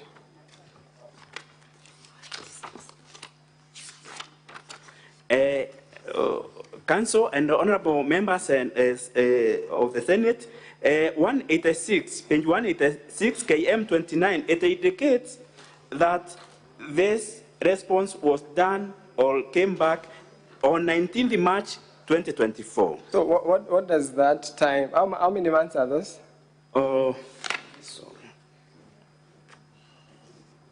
Okay, was it within a very short time? No, it wasn't Council. Okay, so you are essentially saying that it takes time. It takes time, and also to explain a bit further, for these are the newly recruited officers. For the officers that are coming from other state agencies, it may even take a year or even more time, because for them to be cleared, for instance, if that officer under mortgage with the other institution, for them to release that data, it might take even a longer time. Okay, very well. That supports your evidence on the delay. So tell us, have you addressed this issue elsewhere? Yes, this matter was also in the audit report for the financial year 2021-2022, where the county executive appeared before the County Public Accounts Committee of the Senate. And did you write a response to the Senate on that very issue? Yes, I wrote and even explained myself. Yes, is it the response that appears on page 180 to 182 of volume 1B of the governor's documents? Page 180 to 182 of volume 1B of governor's documents. Is that the response you're talking about? Very, very true. In fact, it begins with the invitation of it indicates. We can leave the details, but I just wanted you to confirm that you were actually were invited to by the Public Accounts Committee of the Senate. Absolutely, now, so yes. What is the current status? Is that an issue in Meru County as we speak? In fact, from the information and evidence, this matter has since been resolved from the 1st of April, 2024. Okay, so, and 1st of April, that means that this issue was resolved even before the impeachment motion before this very House? Absolutely so. To the best of your knowledge, was the County Assembly informed of this resolution of the manual payroll issue? It wasn't, because this matter is appearing in the audit report for the financial. It's also appearing in the audit report for the financial year 2022-2023. If the Public Accounts Committee for the County Assembly, if they had invited the County Executive to address these matters in the audit report, they would have certified themselves. Okay, so you mean to say that this issue was resolved and it is the very issue that the Assembly wants the governor impeached on? Very true. And have you seen the issue elsewhere in the County Assembly? Yeah, the County Assembly also, not only this matter, to explain, it's not a matter unique to only the County Executive of Meru. It is also a matter that also has appeared in the 2021-2022. If you peruse that audit report, you will find that the County Assembly of Meru and a similar issue. Okay, so that appears at page 247 to 326 of volume 1B of the governor's documents. Now let us go to the issue of the doctor's pay. The governor has been accused of paying doctors' allowances illegally. And as you said earlier, that issue has been picked from the same audit report. Now, what was the basis of making this payment? Thank you, Honorable Speaker and honorable members of the Senate. This matter arose from a return to work formula it was an issue that arose. This formula, or the return to work formula, is dated 18th April 2017. There are correspondences that are made by the Ministry of Health concerning the matter, what they resolved and what they agreed.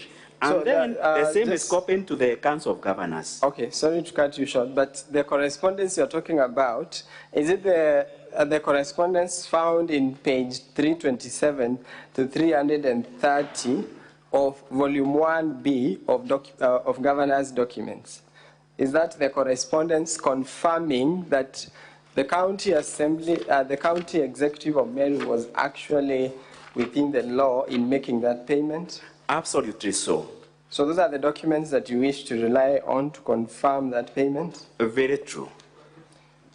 Page 327 to 330 of volume 1B of the governor's documents.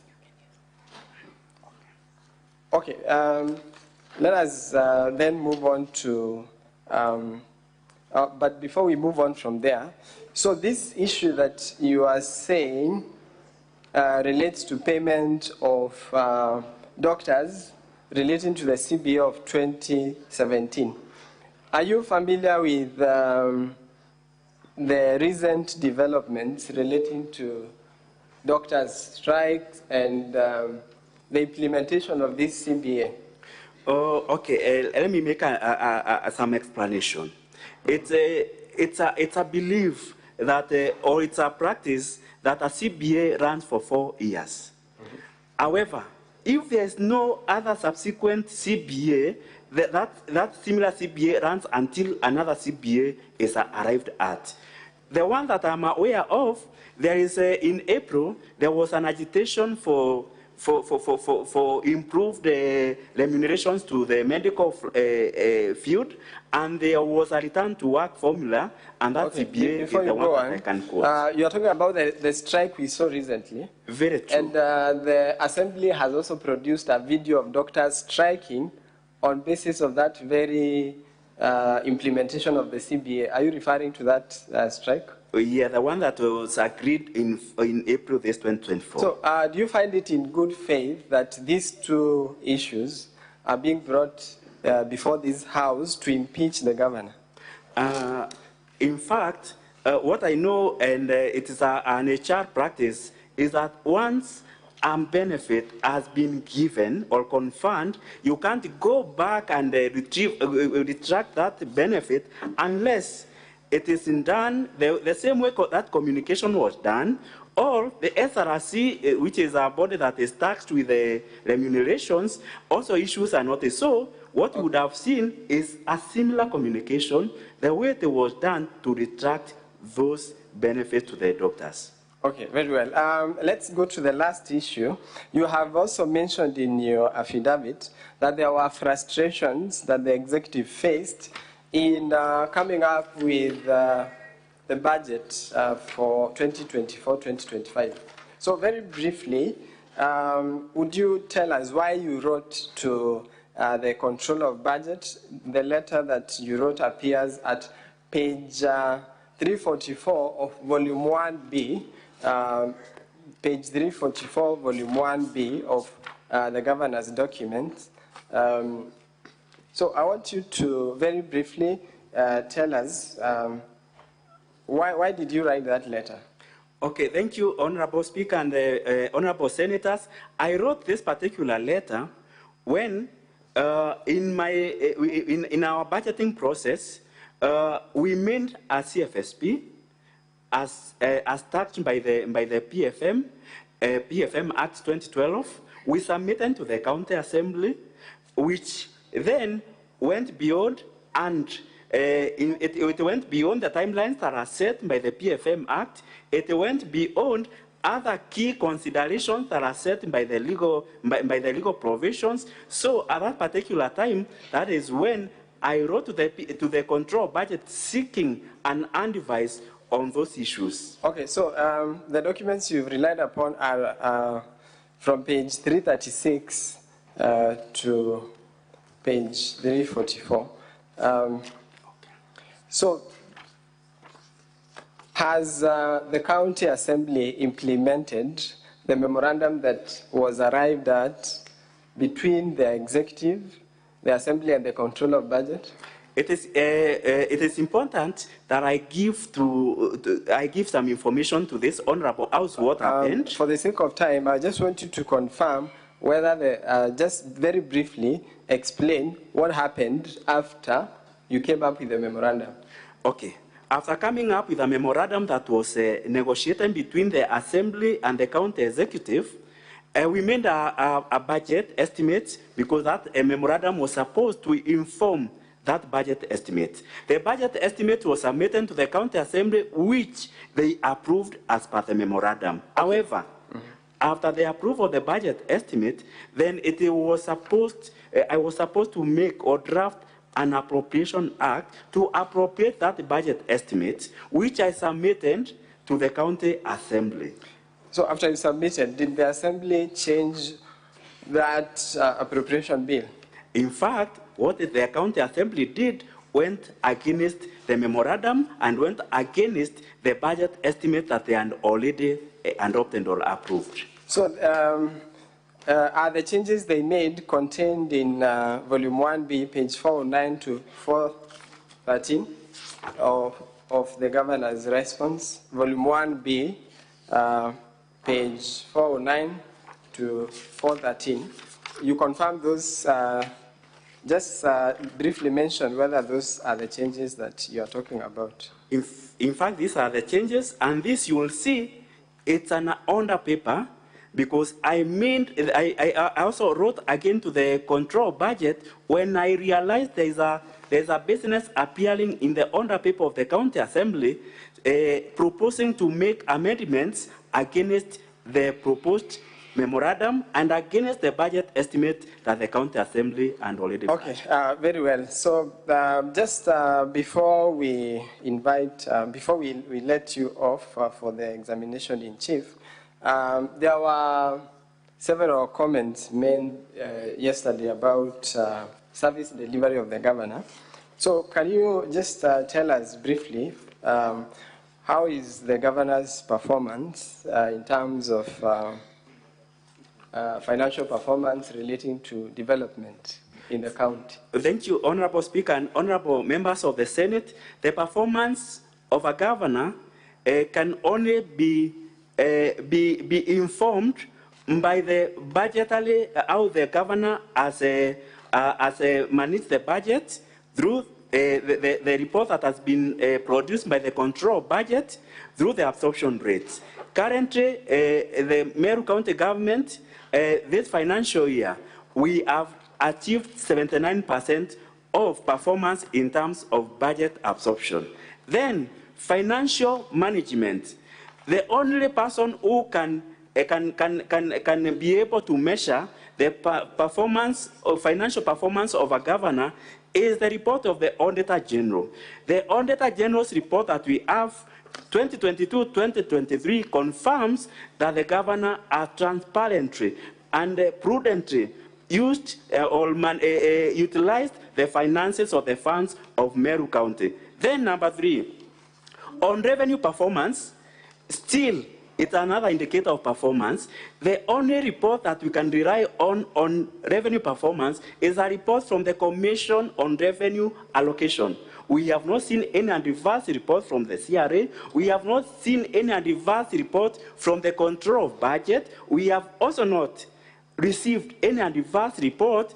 What we have is a qualifying report from the Auditor General. Okay, that would be all for this witness. Thank you, Madam Speaker.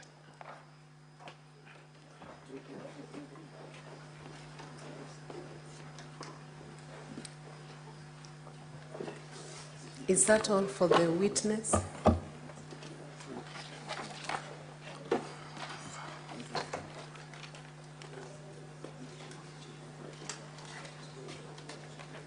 Yes, Madam Speaker. So we are proceeding on to cross-examination. Yes, Madam Speaker. My name is Boniface Kawira. I'll not take more than 10 minutes with this witness.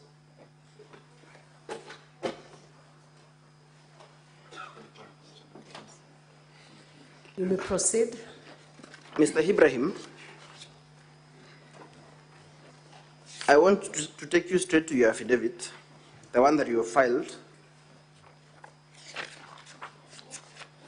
Specifically, at paragraph 26. Are you there? Yes, Councillor, I am. You say it is notable that the County Assembly has also faced a similar problem. This is the issue of manual payroll, correct? True. For which year? Okay. 2 which years. year from the Which witness statement? volume are you relying on? That is volume 1, Madam Speaker, the governor's response. 1B or 1? Volume 1, the response. Volume 1. Okay. The witness's witness statement. Okay, proceed. At page 33. Which years are referenced in that statement? 2020-21 and 2021-2022. So was the move of the impeachment motion a member of the County Assembly then? She wasn't, but the purpose... She wasn't, The purpose is to show... It's a yes-no question. No. She was not a member of the County Assembly. She wasn't. In fact, was the current Speaker of the County Assembly, was he the Speaker of the County Assembly then? She wasn't, and the same case, from 2017, we sent our manual Mr. Witness, just answer my questions. And the governor was not in office then. The governor was not in question. Yes, this is just but this relates to the County Assembly, correct? It is. Counsel, Yes. allow the witness to answer the questions. Madam Speaker, I'll seek your guidance because this is cross-examination, and I put a yes/no question to him. Let him respond. He will have an opportunity during the examination to clarify anything that might arise out of cross-examination.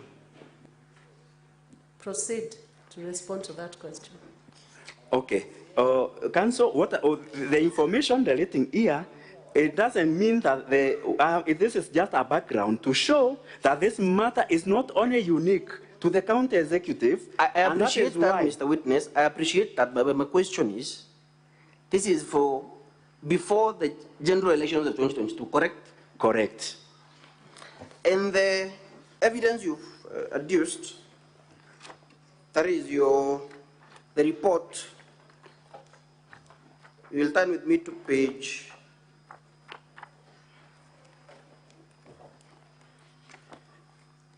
1B.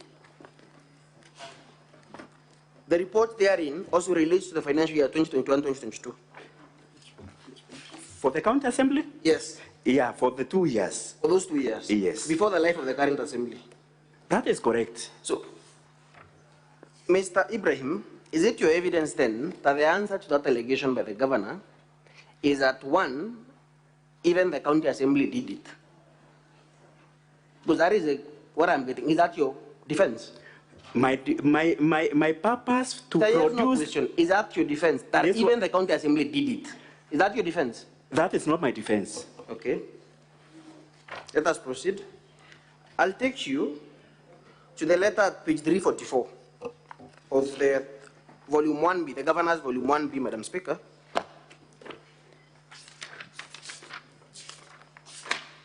In fact, it is page 391, Madam Speaker. That is KM 49. What page? Page 391. Page 391, KM 49. You say there was a budget stalemate, correct? True. And you say that the county assembly, because you're writing to the clerk, you say they increased the ward fund from 33 million to 45 million, correct? Correct. Is that the position in the appropriations bill? Okay. This one, yes, no question. I need to explain this one.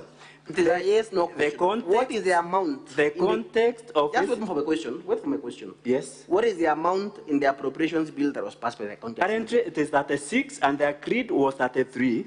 And then the context of this letter is another paper. Wait for my and question. It shows what was supposed to be done there. Sir, can you respond to the figures you're being asked? Currently, it's 36 million.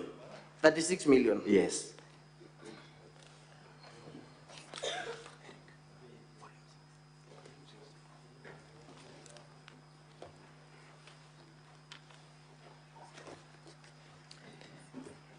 Madam Speaker,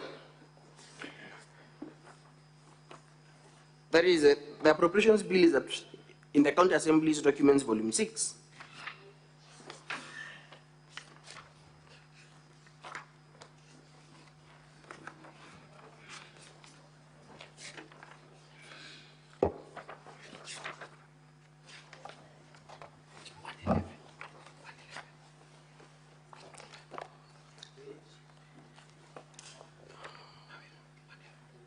Just a moment, Madam Speaker.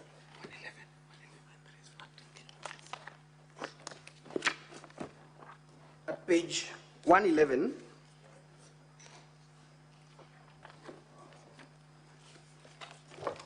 and I want you, Mr. Ibrahim, to confirm at page 111, the ward-based development projects. What is the total amount for each of them?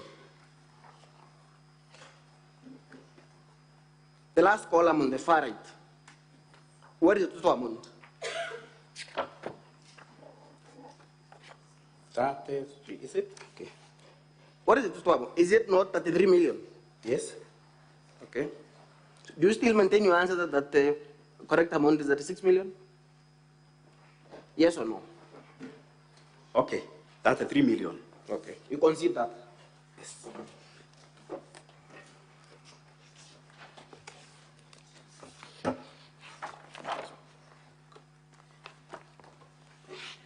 One of the other contentions is that the County Assembly passed the appropriations bill and ignored the memorandum that was agreed at with the Office of the Controller of Budget, correct? True. When, and one of the other issues you raised is that the CFSP was not passed within the necessary timelines. That's true. So is it your contention then, and this is a yes-no question, that if a CFSP, if the county fiscal strategy paper is not passed within the 14 days, then the executive can proceed to implement the same without the county assembly approval? That is not so. That is why I saw an explanation or an advice from the control budget. So even if the 14 days had lapsed, the county assembly could proceed to consider and make amendments as allowed under Section 117 of the I made I sought an advisory and we were guided. So you agree then that the county assembly could still, after the 14 days, consider the CFSP and pass it with amendments? The guidance from the control budget, there is a letter there, and they have been told. It's a yes/no question. They were Would the told. county executive proceed to implement it without county assembly approval? Yes or no? What? Come again? Could the county executive or the treasury that you had, correct? Could it proceed with the CFSP without county assembly approval? No, it couldn't. So the county assembly approval was necessary even after the lapse of 14 days. And that is why we were advised by the control budget. As the county assembly was on wrong, but we were told for us to move, it was a stalemate. We need to come and agree together. Because the law allows that the county assembly can make amendments, correct? In fact, yes or no? The law says. And the county assembly make amendments to the CFSP? It can make. So however, what is it? Wait for my question. If the county assembly could make amendments to the CFSP, and indeed they made those amendments, why did the county executive bring those budget estimates without considering the amendments that have been done by the county assembly? There was a contention one. That is why. You agree there was a contention from both parties? Yes, from both parties. Contention by both parties? Ours was on the timelines. I need for my question. Honorable members, I need to explain because this is an You'll have an opportunity. You'll have an opportunity, Mr. Witness. A contention by both parties? By both parties, yes. So you will agree then that this deadlock was caused by the actions or inactions by both parties? Majorly by the county assembly. Granted. You breached the county assembly breached the timelines. Just wait for a question. Among other provisions of the law. Wait for my question. Do you have evidence that the entire budget for 2024-2025, the 12 billion, was subjected to public participation? Do you have that evidence in your volume? Okay, the budget. Yes or no? Public participation, that is subjective. The witness. Do you have the evidence? Witness, you are Okay. You are required to respond to the question he has asked about public participation. I believe that's one question that can be a yes or no. Yes, there's an evidence towards that. Point me to the evidence. Point me to that evidence in your bundle. I think I need to get system. Your volume 1B, you have your volume 1B there. Point me to the evidence that you conducted public participation for the entire 12 billion. The county executive? Yes.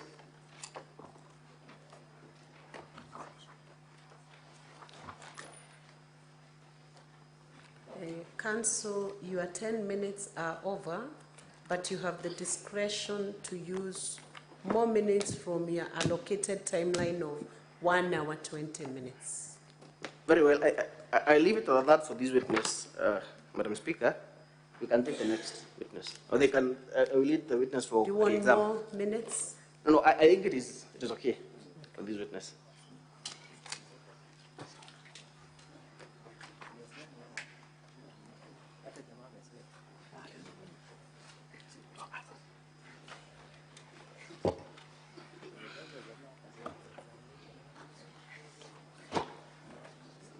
Madam Speaker, I will take 2 minutes just for re-exam. Ibrahim, you have been tasked to explain the deadlock that was there between the county assembly and the county executive.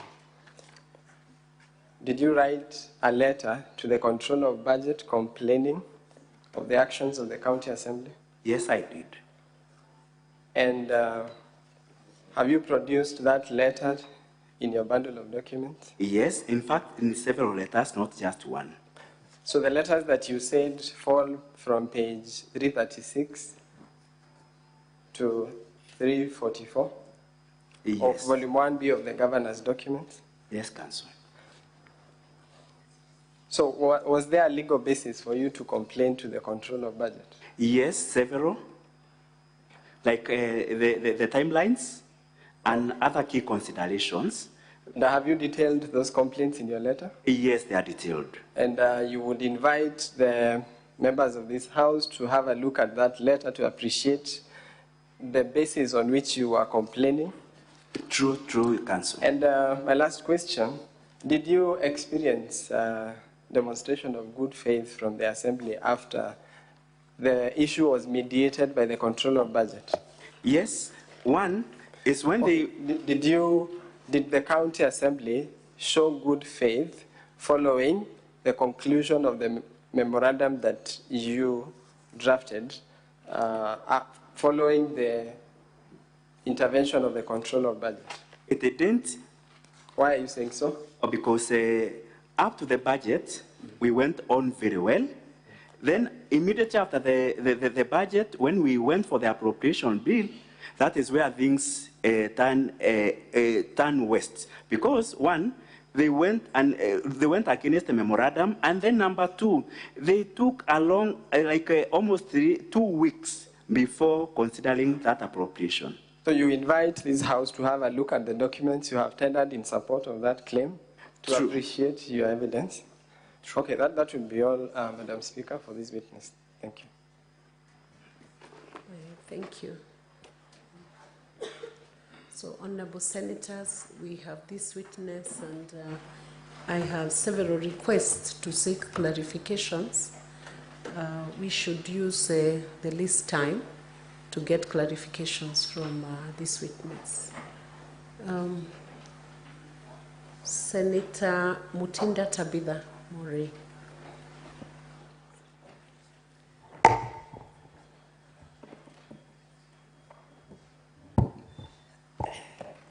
Thank you, Madam Speaker. And I wanted to really clarify, and as a speaker, I'm the Vice Chair of Finance Committee.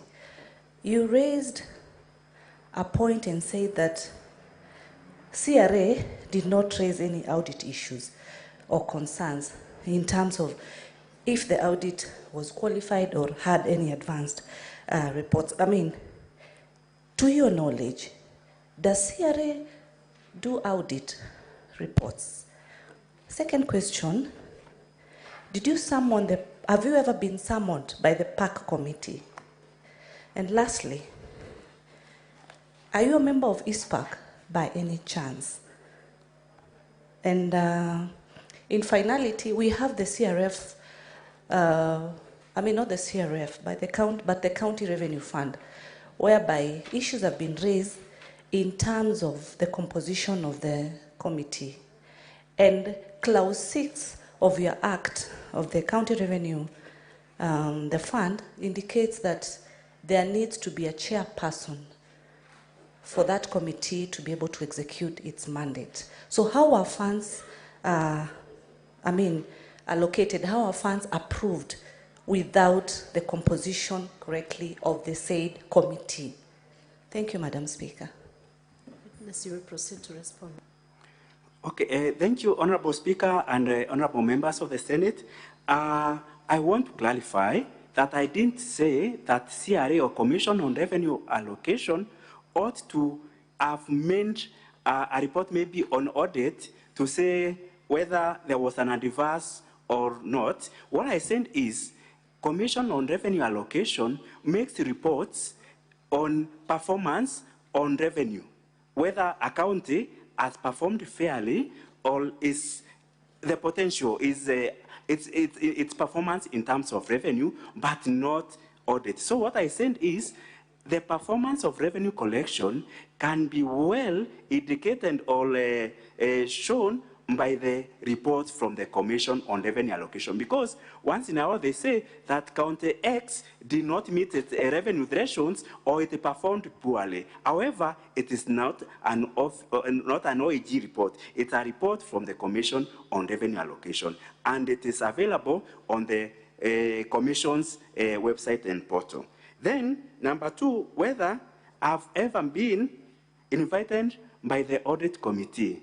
The PAC committee, the County Public Accounts Committee of the Senate, yes, invited us in, I'm not very sure, but July, and we appeared. In July, we appeared, and on the audit of 2021-2022, I appeared. Then, yes, I'm a member of WISPAC. I'm a member in good studying.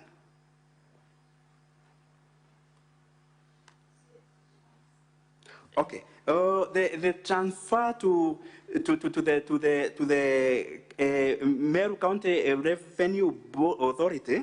That transfer, the money that is transferred to that board, it is from the main revenue of the county.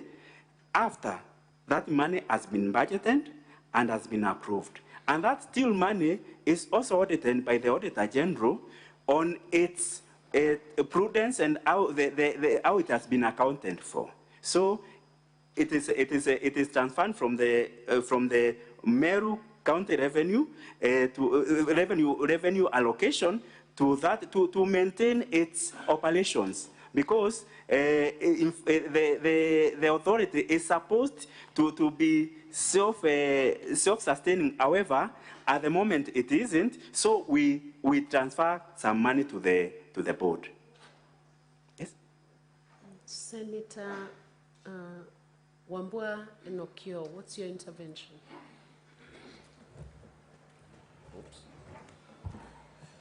Thank you, Madam Speaker. I have two very quick interventions. One, just for clarity.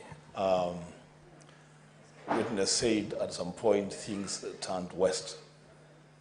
I would want to understand when the things turned west, where are they heading? You know, what you say there is the only thing that we can use to make a decision. So I would want clarification when things turned west. Where are they going? Secondly, Madam Speaker, most substantively, there has been reference to the auditor report of 2022-2023. And the witness did well when he made reference to Article 2298 on the processing of auditor reports. That those reports cannot be used as material evidence in any proceeding until and unless they are considered by the Assembly and Parliament. But then he went ahead and made serious submissions on the basis of the audit report of 2022-2023. So where should we stand? Should we stand on the basis that we cannot make reference to 2022-2023, and in which case then dismiss everything that you have said about your standing? Or should we take what you have said as part of evidence in these proceedings? Respond, witness. Thank you, Honorable Speaker and Honorable Members. My reference to things turning west is in relation to the budgeting process, because we had a negotiating team that was that was superintended by the Office of the Control Budget, and one of the recommendations she had made is, after coming up with a memorandum, that memorandum becomes or forms the basis of our budget making. So that is where things, that is in as far as the budget making process is concerned. that is where I've said things stand worst. Then I've referred to Auditor General report. To Auditor General's report 2022-2023. I'm not saying that it should not be referred to. What I'm only saying is, for this matter that is before the Senate on impeachment, if it would have been addressed in the committee of the PAC of the County Assembly of Meru, a number of things like Manyopero would not have found itself here. Because in that committee, we would have explained what we've done and the materiality of that matter, because we would have explained that this money that was paid through the manual payroll is money that has been budgeted, money that has been liquidated to the control of budget, and money that has been paid to individuals. It is not money that has found its way to other people, but you could even find the bank account. So it's not a material thing that should have even brought even an HR person to be reprimanded because of that, because it is a matter that is not so material. However, that is how I have referred to the Auditor General. So report, I have not said shouldn't be referred, but for an impeachment motion, I think if this matter was addressed at the PAC committee, they would even have gotten more information and more materials to support or not to support. Senator Cherarike Samson Kiprotich. Madam Speaker, and I request the witness to be very brief. Mr. Witness, CPA, what is your ISPAC number? Number one. Number two, when you say CPA is 4 years, what is the legal authority or the policy of labor relations to give weight for you to say it stands 4 years? Number three, you have said that the spending of doctors' payment was within the legal authority and the CPA. My question is, how much was the budget in that financial year? If it was not there as a CPA, you know if there is a reallocation as the PMF Act envisages, whether that reallocation was sought. And number three, whether supplementary budget was sought to effect those changes. And finally, in 1B, the memo that you are provided is unsigned. It is signed by only the chair. So how can we trust in this volume 1B, Madam Speaker, that memo that had been signed, the engagement, the part of secretary and chairman is not signed, nor is it stamped? Is it an authentic document that you will want to present to this House for proper consideration, considering that what the House is considering, Madam Speaker, is a very serious issue? Madam Speaker, if you can answer those 4 questions, I'll be grateful. You may proceed to answer those questions. Thank you, Honorable Speaker and the Honorable members of the Senate. My reference to CMBA 4 years, I may not authoritatively quote it, but I know it has been it has been termed from HR quarters. I'm not an HR expert. I want to say that, but it has been always saying that a CPA runs for 4 years. That is what but I'm not an HR expert. Yes. Then legal authority on the legal authority of payment of that allowance or the medical allowances that have been awarded after the CBA. This Honorable Speaker and the members, this payment has not been done only in 2022, 2023. It began from 2017. So, honorable members, when that expenditure was introduced to the budget, that is when it accrued on the budget. So even in the forthcoming years, it has been incorporated into the budget. So it didn't require a supplementary budget last financial year because it is a payment that was confirmed from 2017. So it has been always been there. It has been provided within the budget. The memo on the 1B, I want to say, authoritatively, I want to own that memo. It is authentic. That memo is authentic.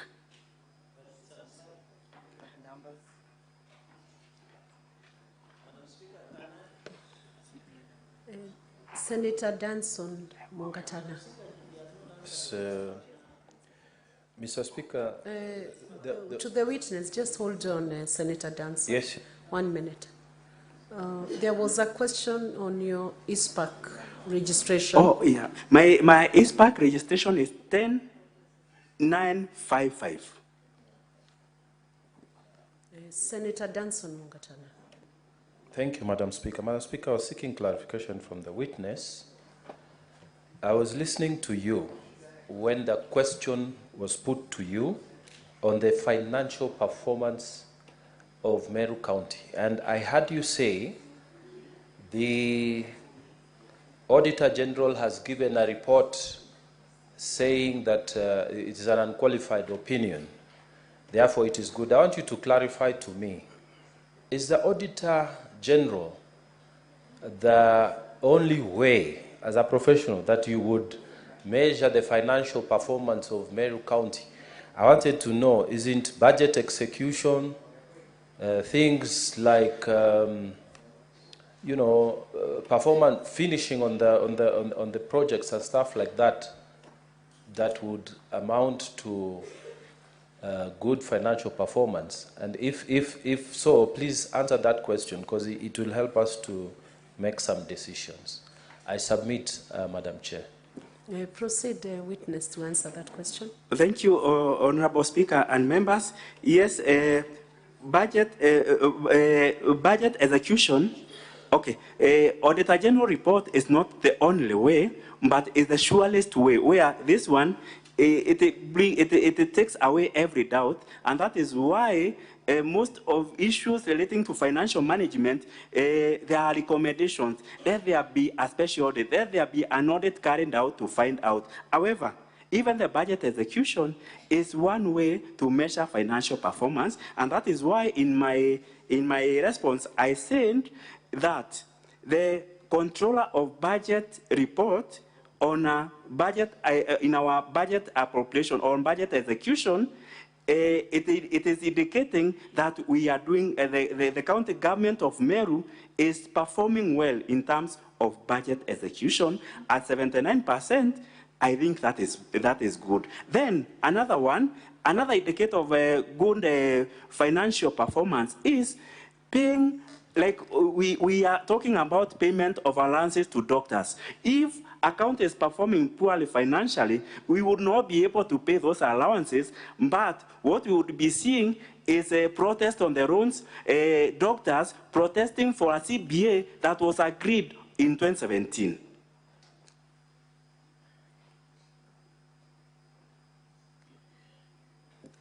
Those are all the requests we had on the board, so we can move to. It's not showing. Senator Kisang, you can proceed, but his name is not showing on the board. Clerk, check your system.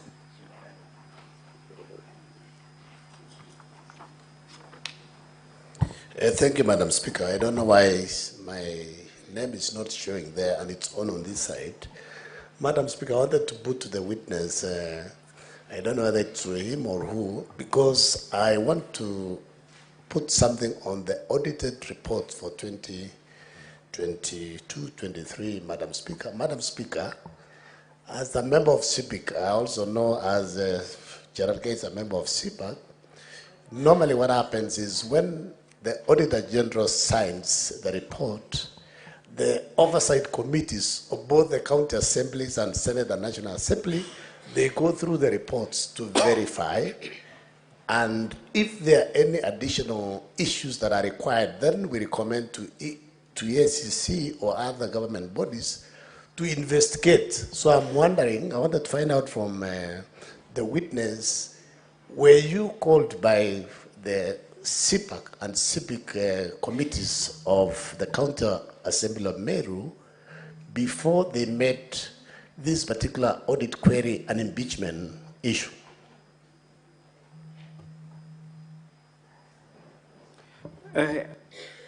Proceed. Thank you, Honorable Speaker and honorable members of the Senate. I want to confirm and say that on the specific of audit 2022-2023, the County Assembly Committee on Public Accounts and Investment has not invited us. That is all for this witness now. There are no more clarifications from the senators.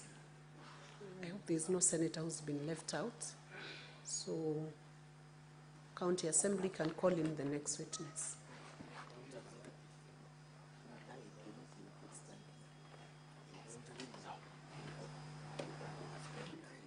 Sorry, it's the county executive team that is calling in the next witness.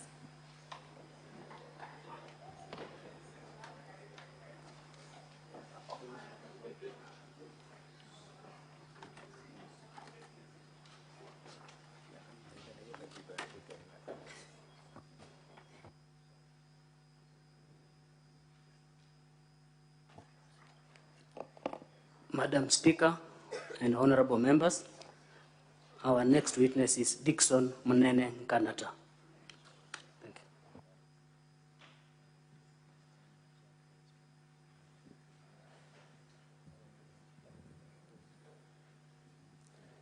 Dickson Munene, where are you?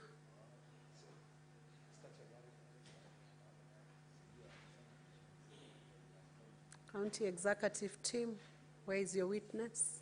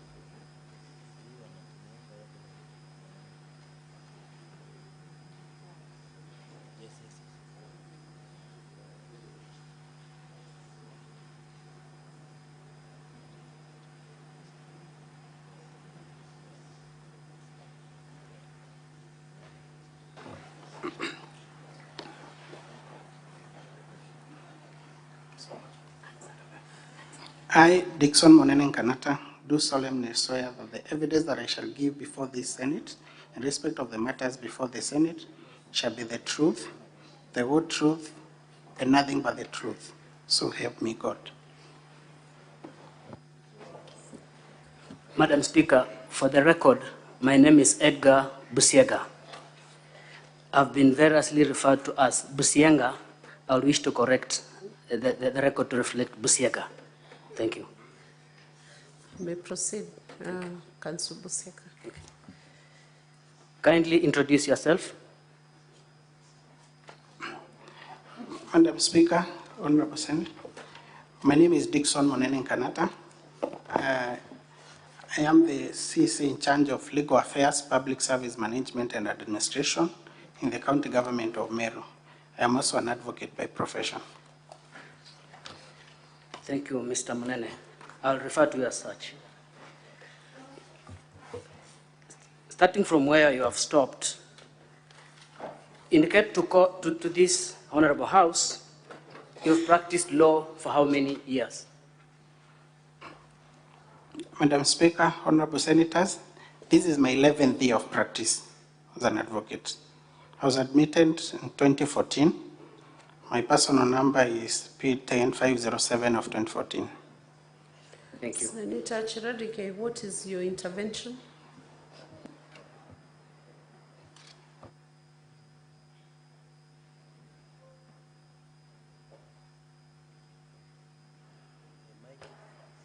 Madam Speaker, perhaps if you could freeze the time during the intervention. Your time is frozen anytime there is an intervention. Can you give the mic to Senator Cherargei? Madam Speaker, understanding 104 on the declaration of interest, I don't know how will this one proceed because Council Busieka and Council Munena and myself were in the same class. So is it in order that the council and the witness should have declared the interest before proceeding so that the House is cognizant of the fact?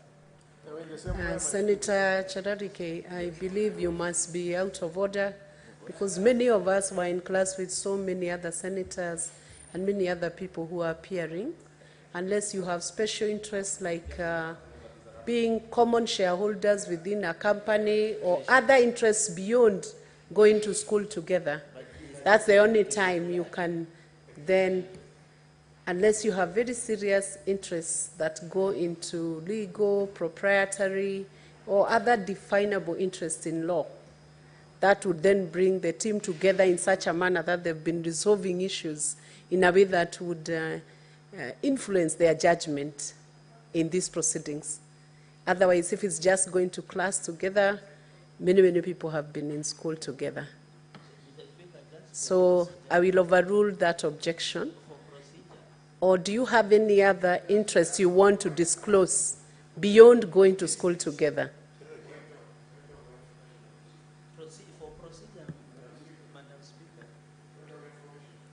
I have overruled just attending the same school or the same class as a common interest that would cause influence on the decision that will be made, unless there is another special interest that then would influence the decision of the senator especially. What is your point of information?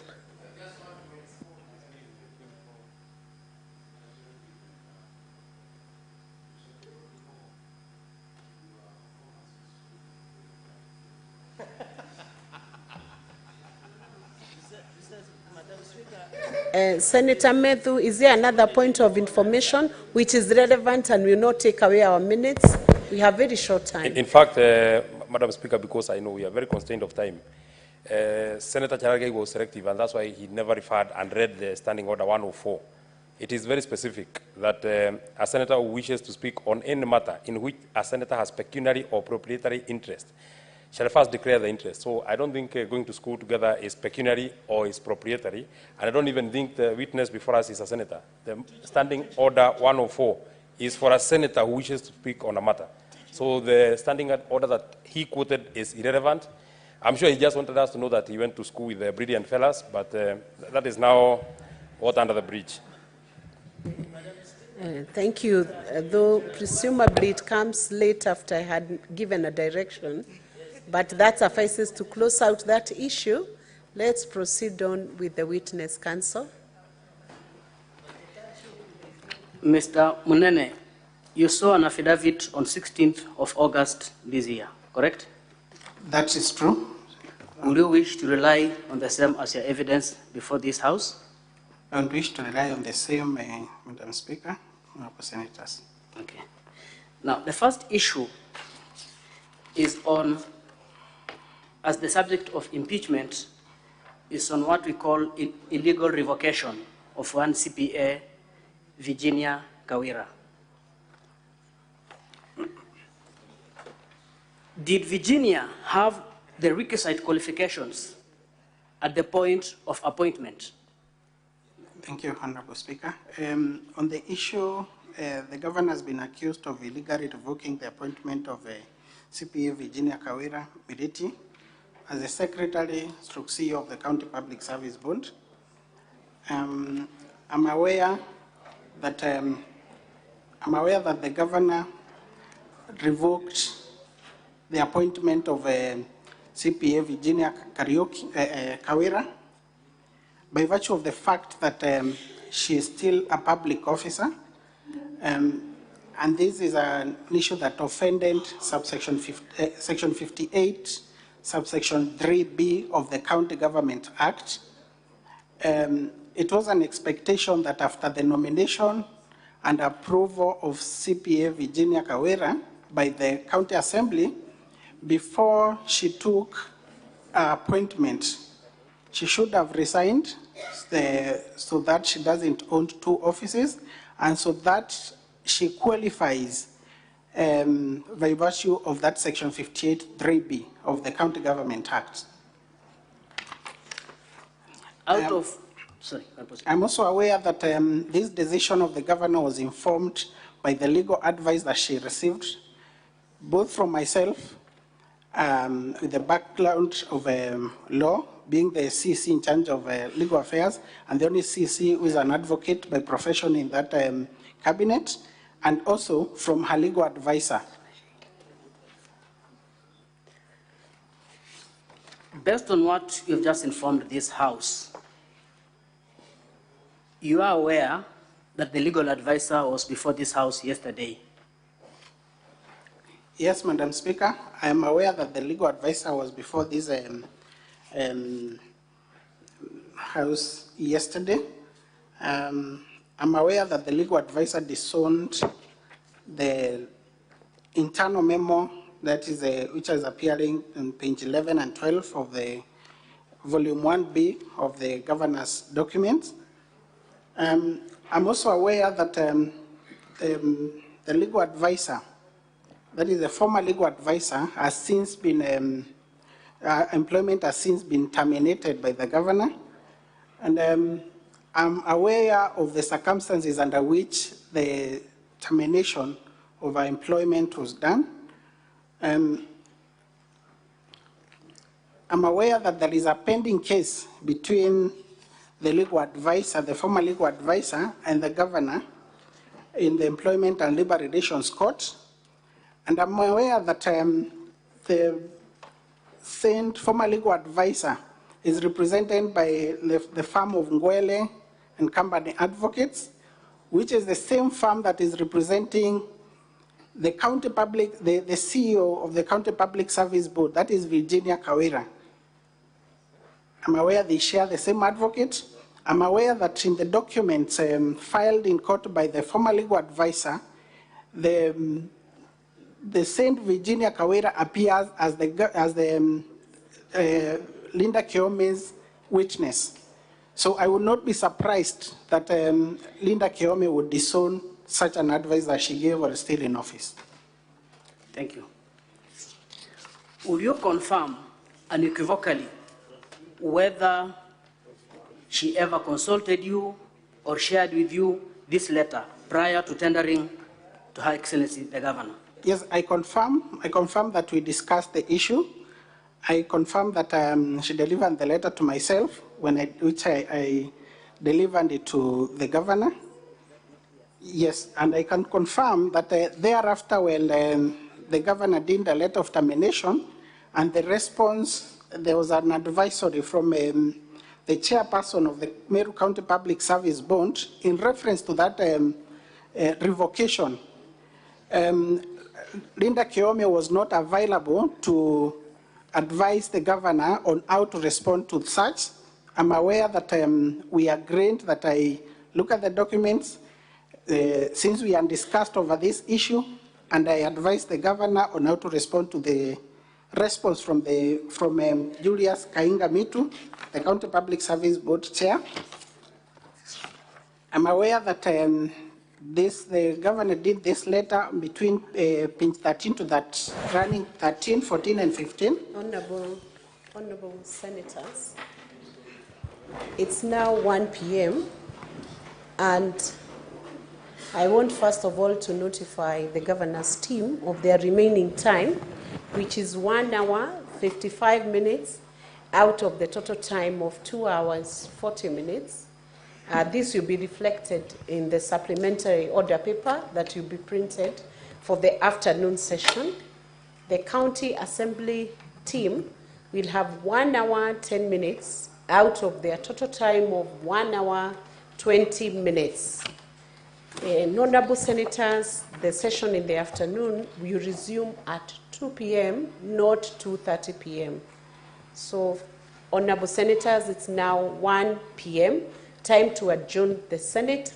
The Senate therefore stands adjourned until later today, Tuesday, 20th August 2024 at 2 p.m.